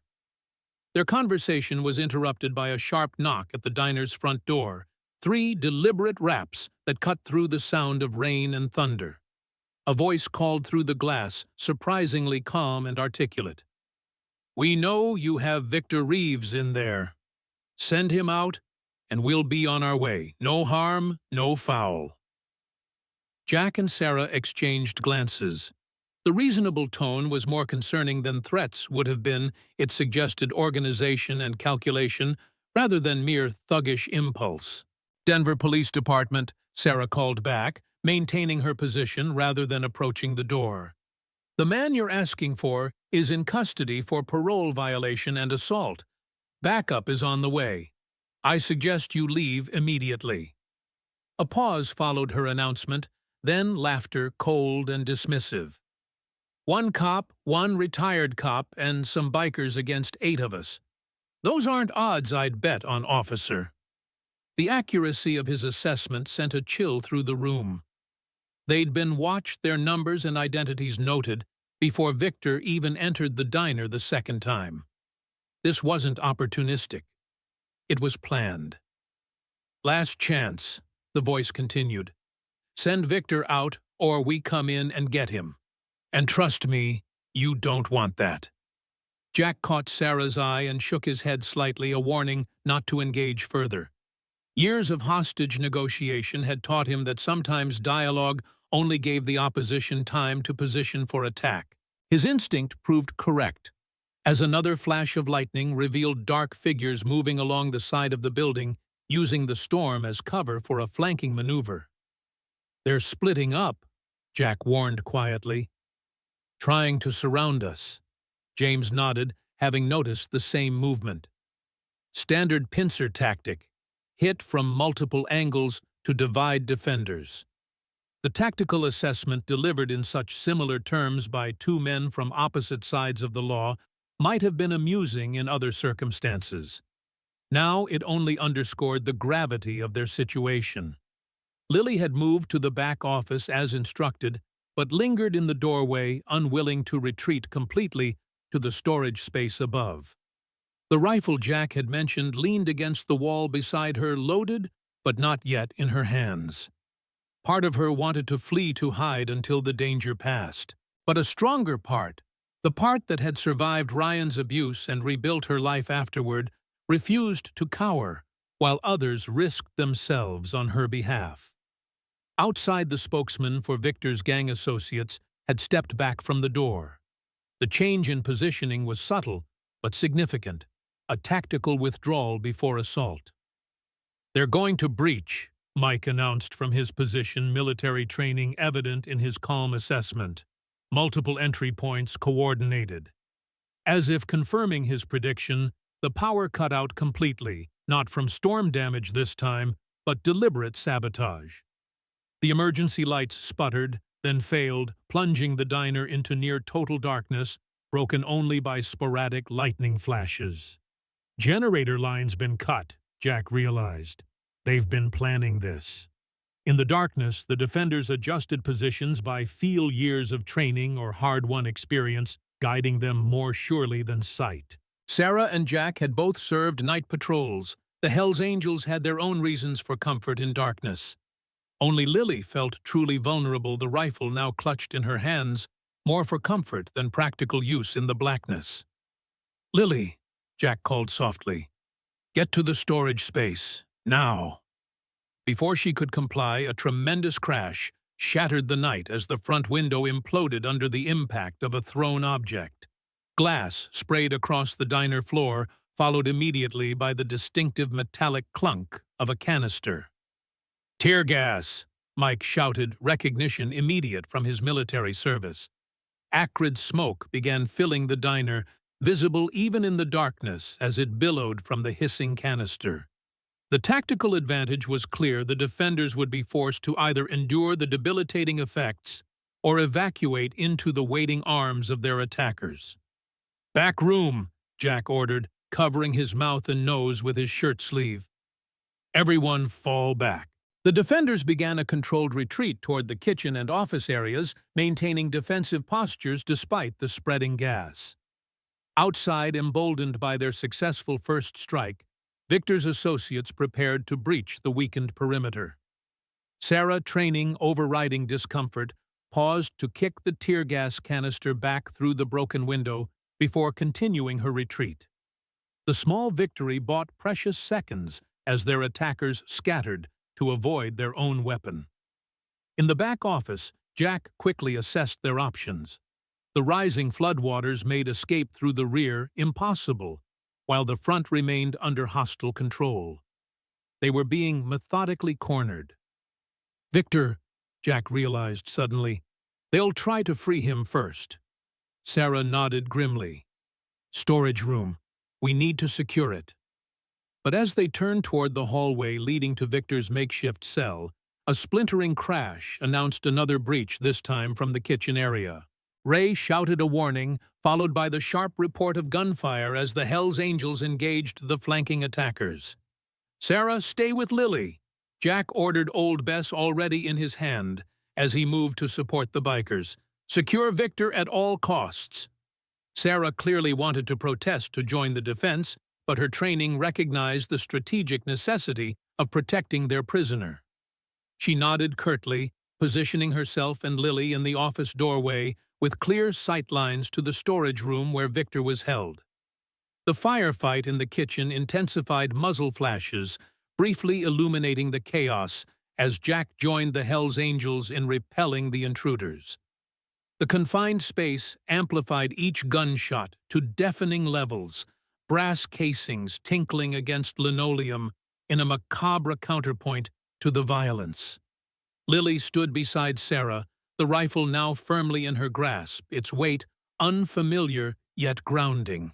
Through the disorienting darkness and noise, a strange calm had settled over her, the same detached focus she'd found when finally leaving Ryan after months of escalating abuse.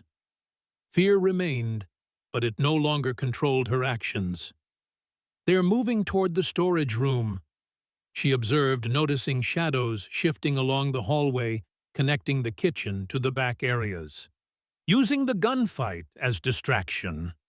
Sarah nodded, impressed by Lily's situational awareness despite her civilian status. "Good eye. Cover me." Before Lily could protest, Sarah had advanced into the hallway, taking position to intercept anyone approaching Victor's improvised cell. Lily followed, rifle raised, using the office doorframe as partial cover while maintaining sightlines to both Sarah and the connecting corridor. In the kitchen, the Hells Angels and Jack had established a defensive perimeter using industrial refrigerators and steel counters as makeshift barricades. Despite being outnumbered, their disciplined fire and superior position had thus far prevented the attackers from gaining ground. James, ducked behind an overturned prep table, caught Jack's eye across the kitchen. In the chaos of combat, an unspoken understanding passed between them. Former adversaries now fighting side by side, protecting the same people, upholding the same principles, despite their different paths. A fresh volley of gunfire from the attackers forced them both back into cover. Metal pinged and clattered. As bullets struck stainless steel surfaces, the industrial kitchen transformed into a war zone. Mike, drawing on his military experience, maintained a steady, suppressing fire that kept the intruders at bay without expending too much ammunition. "They're well armed," Nathan observed grimly during a brief lull. "Not street thugs, professional hardware." Jack had noticed the same thing. The precision of the attack, the tactical approach, the quality of weapons, all suggested organization beyond typical gang activity. This raised uncomfortable questions about Victor's connections and influence, questions that would have to wait until they survived the night. "Ammunition check," Jack called quietly during another pause in the firefight. The responses were concerning between them. They had perhaps enough rounds for another few minutes of sustained exchange. After that, they would be effectively defenseless against superior numbers. As if sensing their predicament, a voice called from the attacker's position. "Running low, aren't you, Reynolds? We can hear it in your fire pattern. Getting desperate." Jack didn't respond to the taunt, but he exchanged concerned glances with James. Their situation was deteriorating rapidly. In the hallway, Sarah maintained her vigilant watch over the storage room door, Lily positioned behind her with the rifle. Both women tensed as footsteps approached from the direction opposite the kitchen. Someone had circled around through the dining area to approach from behind. "Lily," Sarah whispered urgently, "fall back to the office. Get to the storage space Jack mentioned." "I'm not leaving you alone," Lily replied, surprising herself with her own resolve. Sarah didn't have time to argue as shadows solidified into human forms at the end of the corridor. Two men advanced cautiously, weapons raised, using the darkness for cover. "Police officer," Sarah announced clearly, service weapon steady in a two-handed grip. "Drop your weapons." The response was predictable, a burst of gunfire that forced both women to press against the wall for cover. The narrow hallway offered minimal protection, but the same constraint worked against their attackers, limiting their angles of fire. Sarah returned fire with controlled precision, the flash from her weapon briefly illuminating the corridor. One attacker fell back, clutching his shoulder, while the other continued advancing, using his wounded companion as momentary cover. In the kitchen, Jack heard the exchange of gunfire from the hallway, and realized with growing alarm that Sarah and Lily were engaged separately from the main defense. The attackers had successfully split their forces, dividing the defenders exactly as James had predicted. "Sarah needs backup," Jack shouted over the continuing firefight in the kitchen. James nodded grimly. "Go, we'll hold here." Jack hesitated, reluctant to leave the Hells Angels outnumbered, but his daughter's safety took precedence. With a final nod of understanding to James, he ducked low and moved toward the hallway, Old Bess clutched firmly in his weathered hands. As he reached the corridor, a tremendous crash of thunder coincided with a more localized explosion, the storage room door being breached from the outside. The attackers had created a third entry point, bypassing the defenders entirely to reach Victor directly. "They're extracting him!" Sarah shouted, splitting her attention between the advancing attackers in the hallway and the new threat from the storage room. Jack reached her position just as the hallway attackers launched a coordinated rush, using the distraction of the storage room breach to press their advantage. In the confined space, the fighting became desperate, and close quarters too tight for effective use of firearms, devolving instead into brutal hand-to-hand combat. Sarah engaged the lead attacker, her police combat training evident as she deflected his weapon and countered with precision strikes. Jack faced the second man, age and experience compensating for diminished strength as he grappled for control of the attacker's gun. Lily, still positioned near the office doorway, found herself with a clear shot at the men breaching the storage room, but hesitated, the rifle wavering in her hands. Taking a human life, even in defense of others, was a line she'd never imagined crossing. Inside the storage room, Victor's triumphant laugh cut through the chaos as his associates freed him from his restraints. "Told you it wasn't over, Reynolds," he called. "Should have killed me when you had the chance." His words crystallized something in Lily, not hatred or bloodlust, but clear-eyed determination. This man had terrorized her, threatened those who protected her, and now endangered them all. The choice before her was stark, but simple. As Victor emerged from the storage room, flanked by his rescuers, Lily raised the rifle to her shoulder. Her father's voice seemed to echo in her memory. "Breathe out slowly, then squeeze, don't pull." The rifle's report was deafening in the confined space, the recoil jolting through her body. But her aim was true. Victor stumbled backward, clutching his leg where her shot had struck him just above the knee. Not fatal, but effectively incapacitating. His rescuers, momentarily shocked by the unexpected resistance, hesitated just long enough for Sarah to disengage from her attacker and bring her weapon to bear on them. "Drop your weapons!" she commanded, authority ringing through her voice despite the chaos surrounding them. "He's not worth dying for." The moment balanced on a knife's edge, violence could escalate further or finally begin to de-escalate. Victor lay against the wall, cursing through gritted teeth as blood seeped between his fingers. His associates assessed their deteriorating position with the cold calculation of survival. In the kitchen, the tide had subtly turned as well. The Hells Angels, fighting with the determination of men defending not just themselves, but a principle, had pushed the attackers back toward their breach point. Ray had sustained a graze to his arm, but remained in the fight, while Mike's military training had allowed them to establish fire superiority despite their numerical disadvantage. The storm outside had begun to slacken, the timing almost theatrical in its symbolism. Through the broken windows came new sounds, distant sirens growing steadily louder despite the continuing rain. The backup Sarah had called for was finally arriving, delayed but not deterred by the weather. Victor's associates recognized the changing dynamics. With their leader wounded, their attack stalled on multiple fronts, and law enforcement approaching the calculus of risk and reward had shifted decisively against them. "Fall back!" shouted one of the men near Victor. "Cops coming! Everyone out!" The order initiated a general retreat, the attackers disengaging with the discipline that had characterized their assault. Victor protested as two of his men hoisted him upright, his face contorted with pain and rage. "This isn't over, Reynolds," he shouted as they dragged him toward their exit point. "Not by a long shot." Jack, breathing heavily from his exertions, watched them retreat with the weary vigilance of a man who had seen too many temporary victories. "It never is," he murmured, more to himself than anyone else.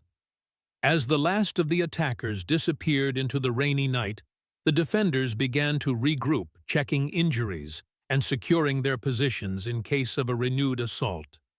James and his Hells Angels emerged from the kitchen, weapons still at ready, but postures relaxing incrementally as the immediate danger passed.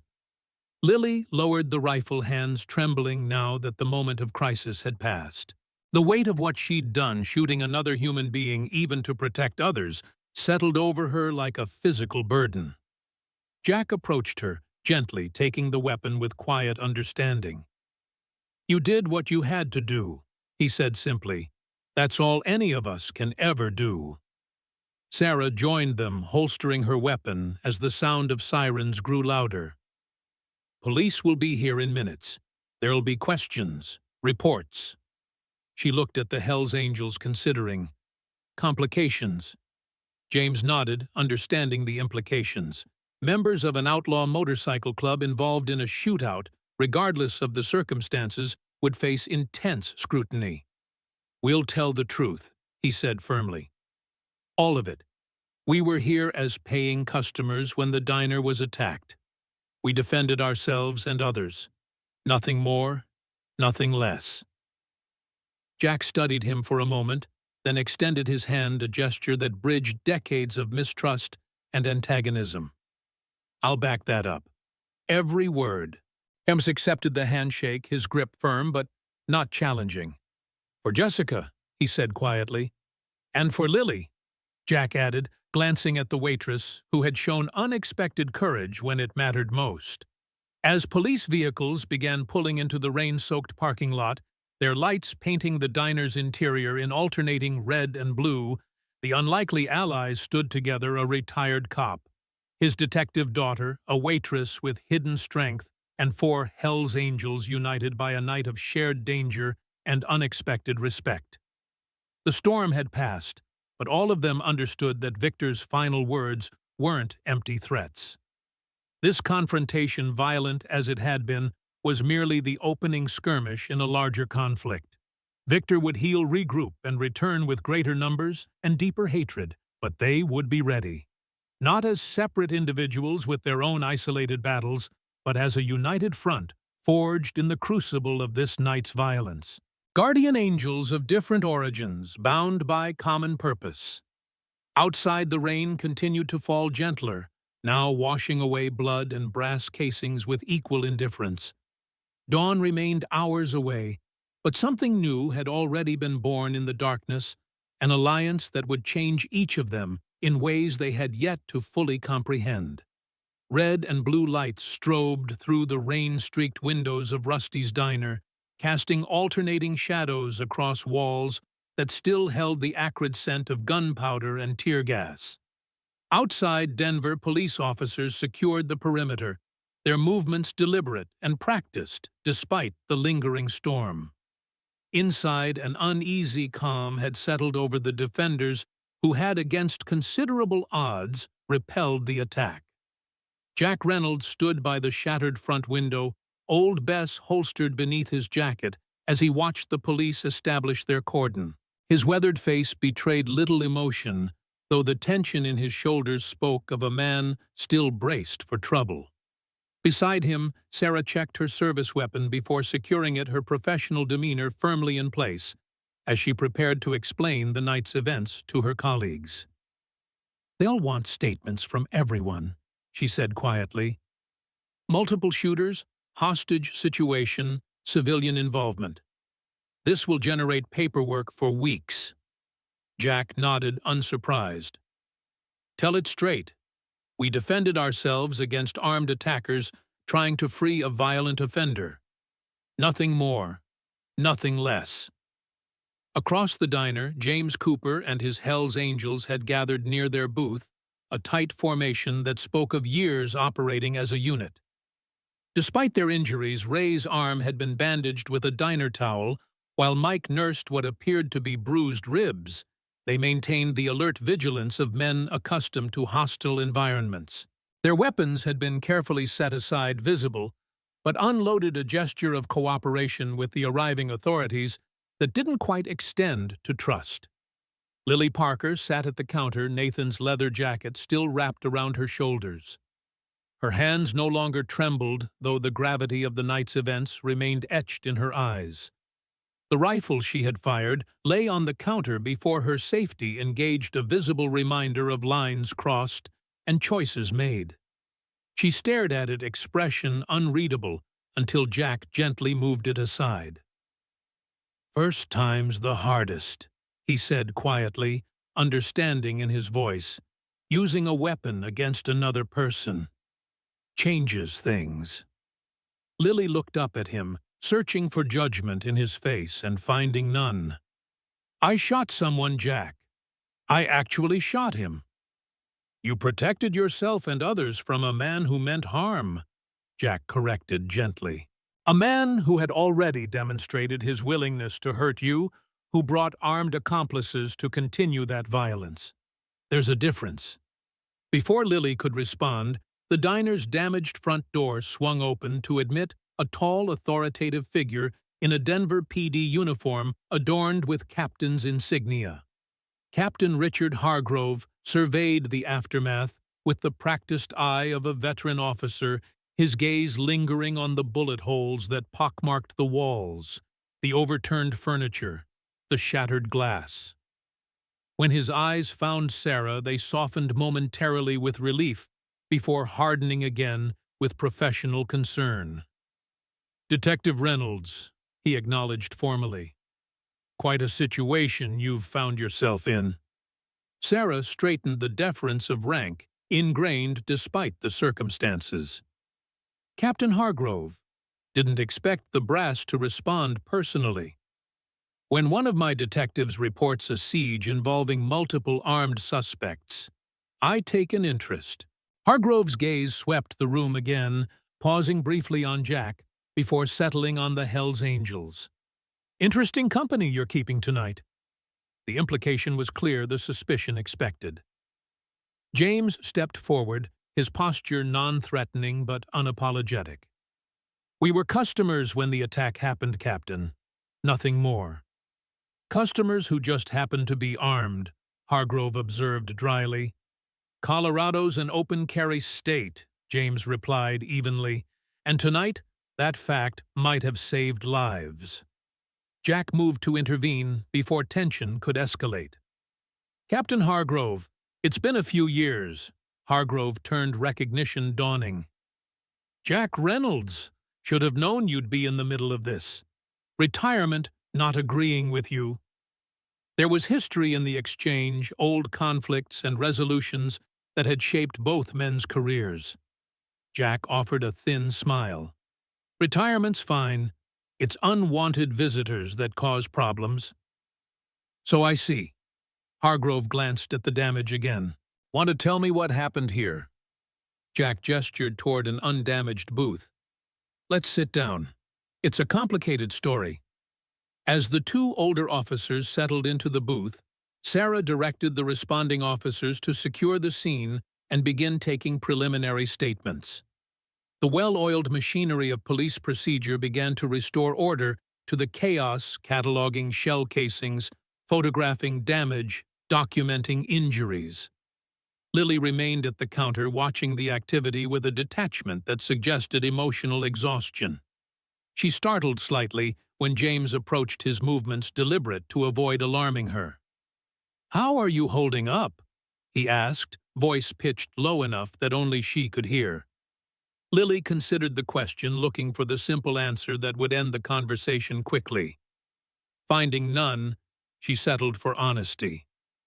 "I don't know. I've never been in a gunfight before. Never shot anyone." James nodded, understanding in his eyes. "First time I was in a real fight, not just posturing, but life or death, I threw up afterward. Shook for hours." He glanced at the rifle Jack had moved aside. "But you didn't hesitate when it mattered. That's more than most can say." "Is that supposed to make me feel better?" Lily asked, no challenge in her tone, just genuine question. "No," James replied honestly. "Nothing makes it feel better. But it gets contained. You learn to live with it." The simple truth of his words resonated more deeply than platitudes would have. Lily nodded, gratitude flickering across her features.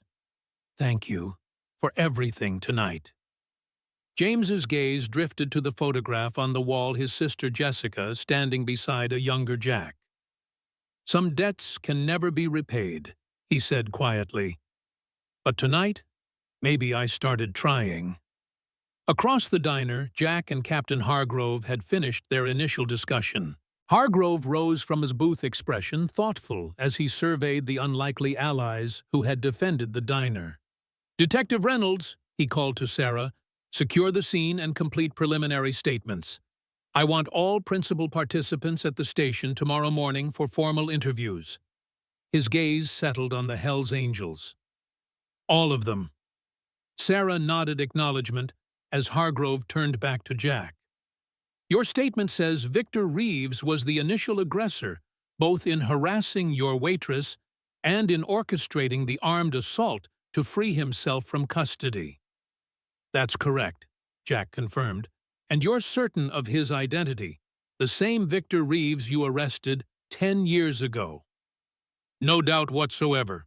He made his identity and motivations explicitly clear. Hargrove frowned, concern evident beneath his professional demeanor. That's where this gets complicated, Jack. Victor Reeves was logged into Denver Memorial Hospital at 7:15 p.m. tonight with a severe allergic reaction. He's been under medical supervision, sedated for the past 5 hours. The revelation landed with the impact of a physical blow. Jack's expression shifted from certainty to confusion, then to dawning realization. That's impossible. I was sure it was him. The man you knew as Victor, Hargrove corrected. Whoever he actually was, knew enough details to be convincing. We'll need to run prints from the scene, see if we can establish his real identity. Sarah approached, having overheard the exchange. Captain, I processed him myself. He identified himself as Victor Reeves, new details of the case. Plenty of that information is accessible through public records or prison associates, Hargrove pointed out. The question is, why someone would go to such lengths to impersonate him, specifically targeting your father's establishment. Ames had joined them, silent but attentive. At Hargrove's words, his expression darkened with recognition. Territory, he said quietly. This wasn't personal. It was business. The captain raised an eyebrow, professional interest piqued. Care to elaborate, Mr. Cooper? James hesitated, weighing how much to reveal to law enforcement. Finally, he nodded toward the window. Rusty's sits at the intersection of 3 distribution corridors, east-west highway access, north-south trucking routes, and the industrial district. From a strategic standpoint, it's prime real estate. Jack's decades of investigative experience engaged mind sifting through possibilities. The attack was too organized, too well-equipped for a simple revenge scenario. Professional hardware tactical approach. His eyes narrowed. They weren't just trying to free Victor. They were after the location itself. Control this corner! James continued professional respect, edging into his voice despite their different sides of the law. And you control who moves what, through a significant portion of Denver. Hargrove studied them both, reassessing the situation. So our fake Victor was what, a real estate scout with unusual methods? More likely an enforcer for whoever's trying to establish territory. Sarah suggested the detective replacing the daughter as she processed this new information. Using intimidation against a former cop sends a powerful message to everyone else in the area. And when intimidation failed, Jack added grimly, they escalated to direct assault. Hargrove nodded slowly, pulling out his phone. I'll have forensics prioritize prints and ballistics. If this is organized crime moving into new territory, we need to know who we're dealing with. He glanced at James. Your perspective on this would be valuable, Cooper, officially. The request and the implicit recognition of James's knowledge represented a significant shift in the dynamic between law enforcement and the Hells Angels leader. James nodded once, accepting the olive branch for what it was. I'll tell you what I know, he agreed. For the record. Lily approached Nathan's jacket, still draped over her shoulders, her voice uncertain. So none of this was actually about me or Jack. I was just collateral damage. Jack placed a reassuring hand on her shoulder. You were the pretext, Lily. A justification for escalation. But that doesn't make what happened to you any less real or wrong. Hargrove nodded agreement, his gruff demeanor softening slightly. We'll need your statement as well, Miss Parker. A full accounting of everything that occurred tonight. As the captain stepped away to coordinate with his officers, Jack turned to Sarah with a troubled expression. That camera bluff you used on the fake Victor Hargrove's going to figure out those cameras haven't worked in months when he reviews the security footage. Sarah grimaced. Had to make a call in the moment. I'll explain. It was a tactical deception to control a volatile subject. She sighed. Might get a reprimand for misleading a suspect about evidence, but given the circumstances, I doubt it'll go beyond that. We'll back your play, James offered unexpectedly. All of us. Sometimes the rulebook doesn't cover every situation. Sarah studied him with new appreciation, a subtle shift in her assessment of the man her father had once considered an adversary. Thank you. By dawn, the storm had passed, completely revealing a transformed landscape. The creek behind the diner had receded, leaving mud and debris in its wake. The parking lot bore the scars of the firefight, bullet holes in concrete barriers, shell casings glinting in puddles, tire tracks from hasty departures. Inside, crime scene technicians continued their methodical work, turning violence into documentation. Jack stood outside watching the sunrise paint the eastern sky in hues of gold and crimson. The night's revelations had complicated an already tangled situation. If territory was the true objective, then the threat remained active, more dangerous perhaps for being impersonal rather than driven by vendetta. Sarah joined him, fatigue evident in her posture, but professional focus undiminished. Captain Hargrove wants to assign patrol units to Rusty's for the next few weeks, visible deterrence while we identify and locate the perpetrators. Good, Jack acknowledged. But not enough long-term. What are you thinking? Jack's gaze remained on the horizon where Denver's skyline caught the first rays of morning light. I'm thinking about Jessica Cooper, about how I failed to protect her because I was too bound by procedure, too slow to recognize the danger until it was too late. Sarah's expression softened with understanding. Dad, that wasn't your fault. Jessica hid the abuse, refused help, because she didn't trust that help would come without judgment. Jack interrupted gently. Because the system has gaps that people fall through, especially when they exist at the margins. He turned to face his daughter, determination etched in the lines of his weathered face. I've spent my career upholding the law, Sarah. I believe in it. But tonight showed me something I've suspected for years. Sometimes justice needs help reaching everyone it's meant to protect. Sarah studied him, concern mingling with curiosity. What exactly are you proposing? Before Jack could answer, James emerged from the diner, the other Hells Angels following behind. They had been released pending formal interviews later that day, their cooperation thus far earning them a measure of professional courtesy from Hargrove. James approached Jack and Sarah, his expression unreadable. Your captain says we're free to go for now. Wanted to check on Lily before we left.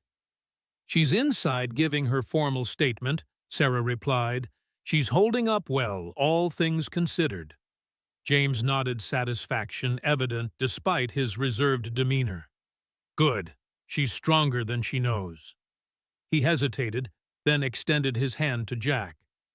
Never thought I'd fight alongside a cop, much less one who put my father in cuffs more than once. Jack accepted the handshake, the gesture bridging decades of antagonism. Never thought I'd be grateful for Hell's Angels in my diner. Life's full of surprises. Something shifted in James's expression, a decision reached after long deliberation. My sister's death nearly destroyed me, he said quietly, turned my anger toward the system that failed her, toward the law that came too late. He glanced at the diner where Jessica's photograph still hung on the wall, despite the surrounding damage. But tonight showed me something. Maybe the problem isn't the law itself, but the gaps between intention and execution. The parallel to Jack's own thoughts was striking. The two men who had stood on opposite sides for so long had arrived at the same conclusion through different paths. There's a memorial ride next week, James continued, for women lost to domestic violence. Jessica's name is always at the top of our list. He paused, the invitation clearly difficult for him. "You'd be welcome to attend. Both of you." The offer represented more than a simple invitation. It was an acknowledgement of shared purpose, an extension of trust that transcended their different worlds. Jack recognized it for the significant gesture it was. "We'll be there," he promised, "and afterward I'd like to discuss something with you. A proposition." James raised an eyebrow, curiosity evident. "What kind of proposition?" "One that fills gaps," Jack replied simply.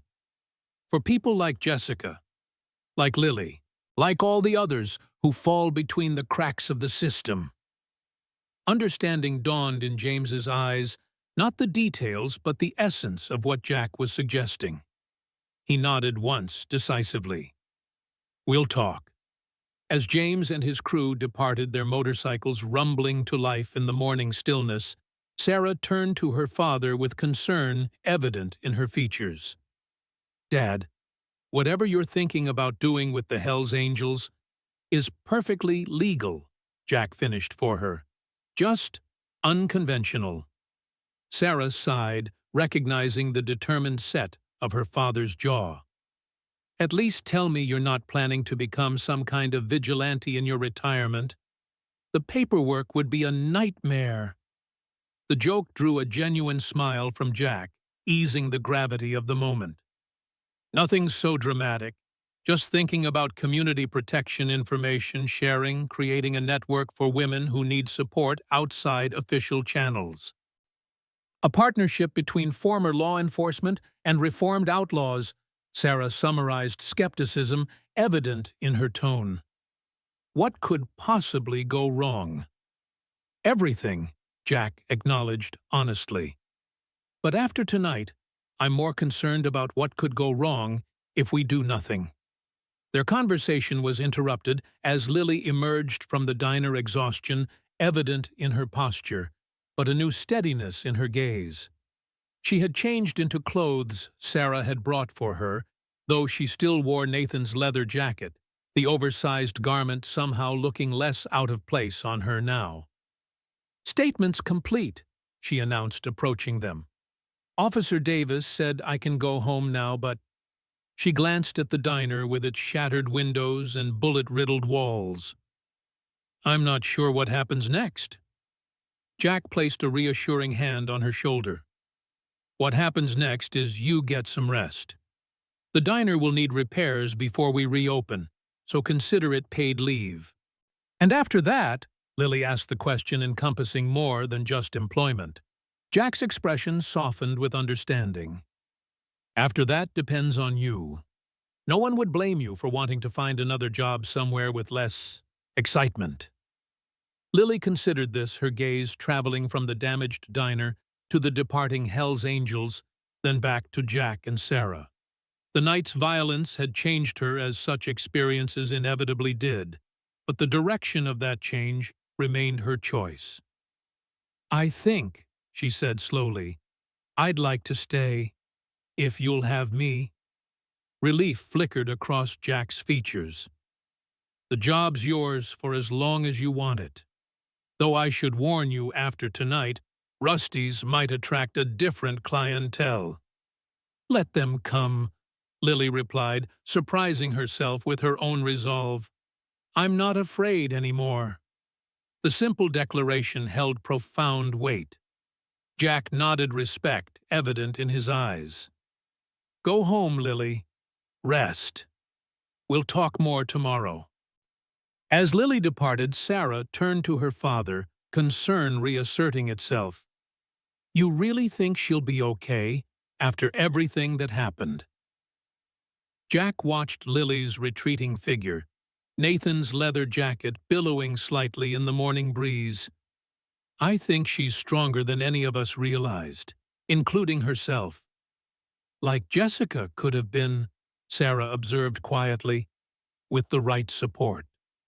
Jack's expression tightened momentarily with old grief. "Exactly like Jessica could have been." The acknowledgement hung between them both, a recognition of past failure and a commitment to different choices moving forward. Whatever Jack was planning with James Cooper and his Hell's Angels, it was rooted in this shared understanding that systems designed to protect sometimes fell short, and when they did, the cost was measured in human lives. "Come on," Sarah said, breaking the somber moment. "I'll drive you home. You look like you haven't slept in days." Jack smiled wryly. "Feel like it too. But there's something I need to do first."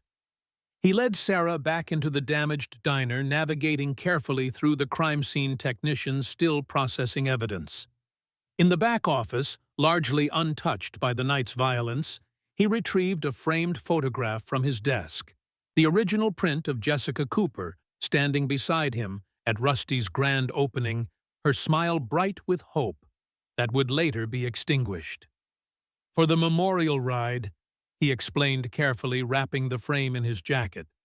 "It's time this came out from behind my desk." Sarah squeezed his arm gently, understanding the significance of the gesture. "She'd appreciate that, Dad." Together they exited the diner, locking the damaged door as best they could behind them. Crime scene tape fluttered in the morning breeze, transforming the familiar establishment into evidence of violence. But Jack knew that Rusty's would recover, would reopen, would continue serving its community, perhaps with an even more important purpose than before. 3 weeks later, preliminary forensic results confirmed what they had already suspected. The man who had impersonated Victor Reeves was identified as Thomas Keller, a former military contractor with ties to the Navarro crime syndicate out of Arizona. The organization had been systematically establishing territory in Denver over the previous 6 months, using a combination of intimidation, strategic property acquisition, and infiltration of legitimate businesses. "They've been smart about it," Sarah explained, spreading photographs across Jack's kitchen table one evening. "Flying under the radar, targeting businesses at key transit points using cutouts and proxies." Jack studied the surveillance photos, storefronts, warehouses, truck stops, all seemingly unrelated, but forming a pattern when viewed through the lens of territorial control. "And Rusty's was next on their list," he concluded. Sarah nodded grimly. "Your reputation as a former cop made you a prime target. Breaking you would send a message to everyone else in the area. Instead, we sent a message to them." "A temporary setback for them, nothing more," Sarah cautioned. "Keller's in the wind and Navarro has plenty of enforcers. They'll regroup, adapt their strategy." Jack's weathered face settled into lines of determination. "So will we."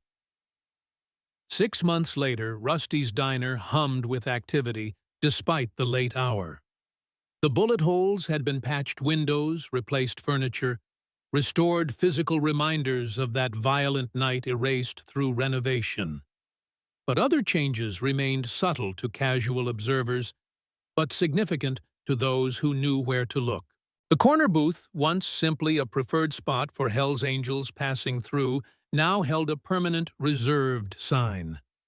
Its occupants varied throughout the week, sometimes James and his crew, sometimes other members of motorcycle clubs from across Colorado, sometimes off-duty police officers or social workers. What remained constant was their purpose: watching, listening, protecting. Jack Reynolds still worked behind the counter most evenings, his weathered hands still precise as they mixed milkshakes or poured coffee.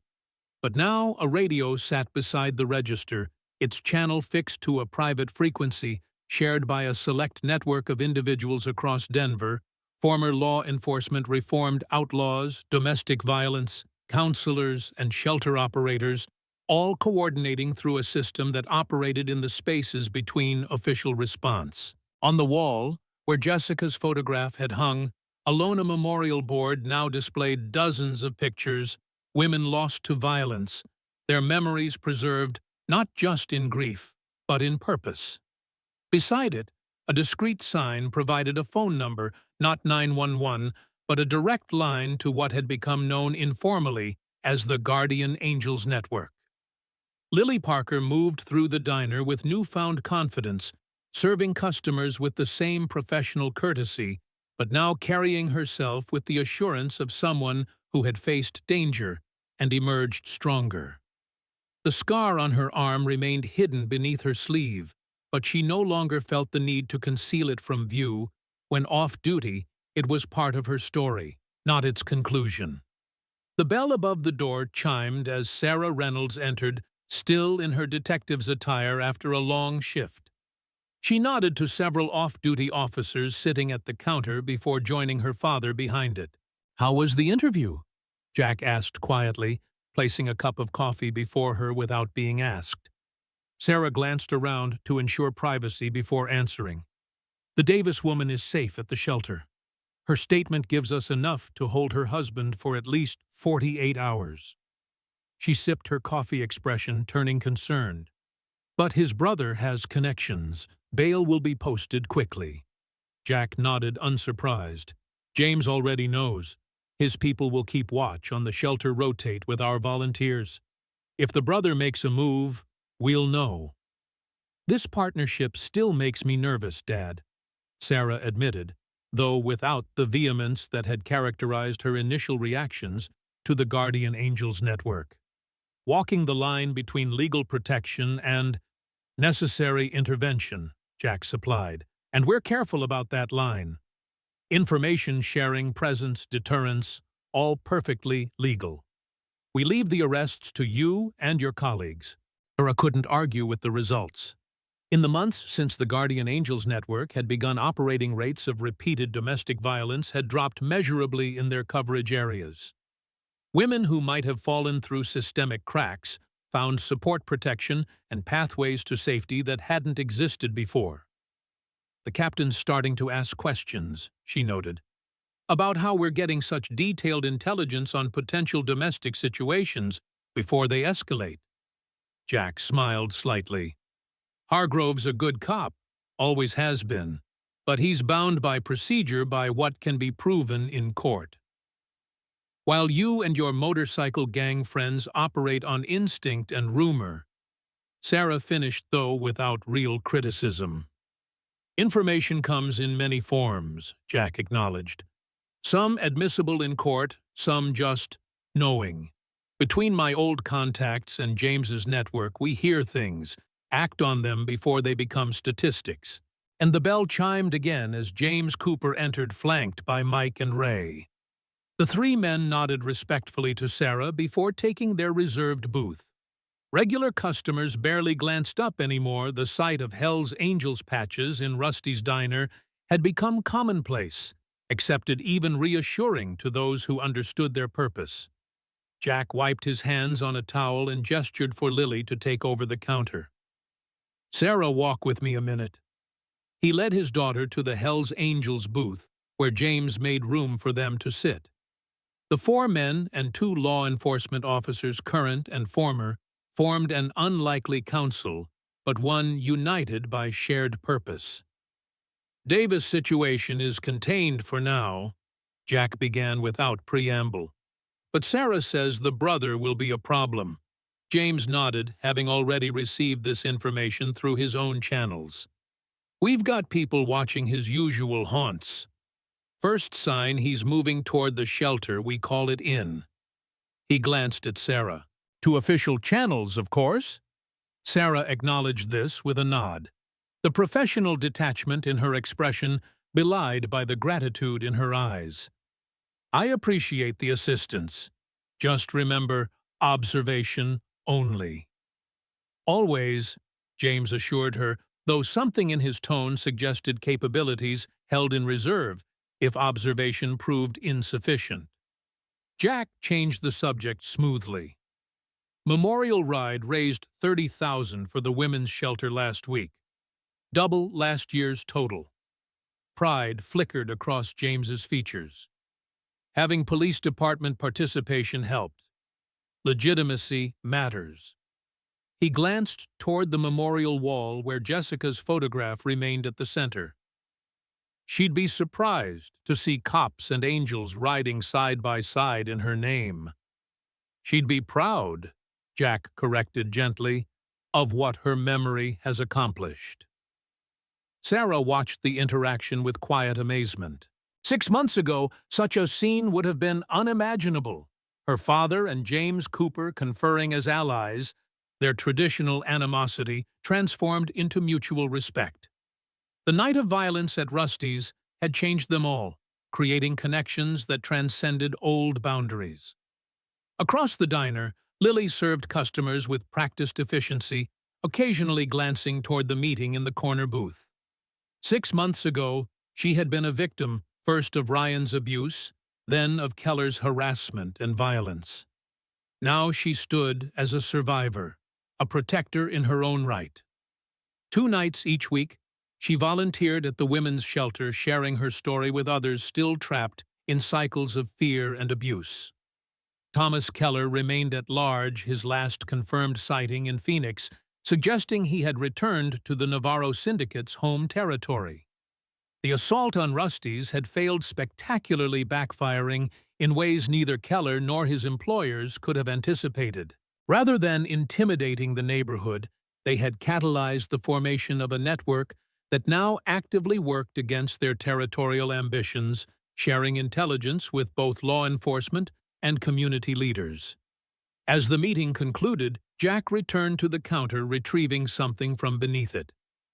Old Bess, his faithful service weapon, now meticulously cleaned and maintained, despite rarely leaving its hiding place.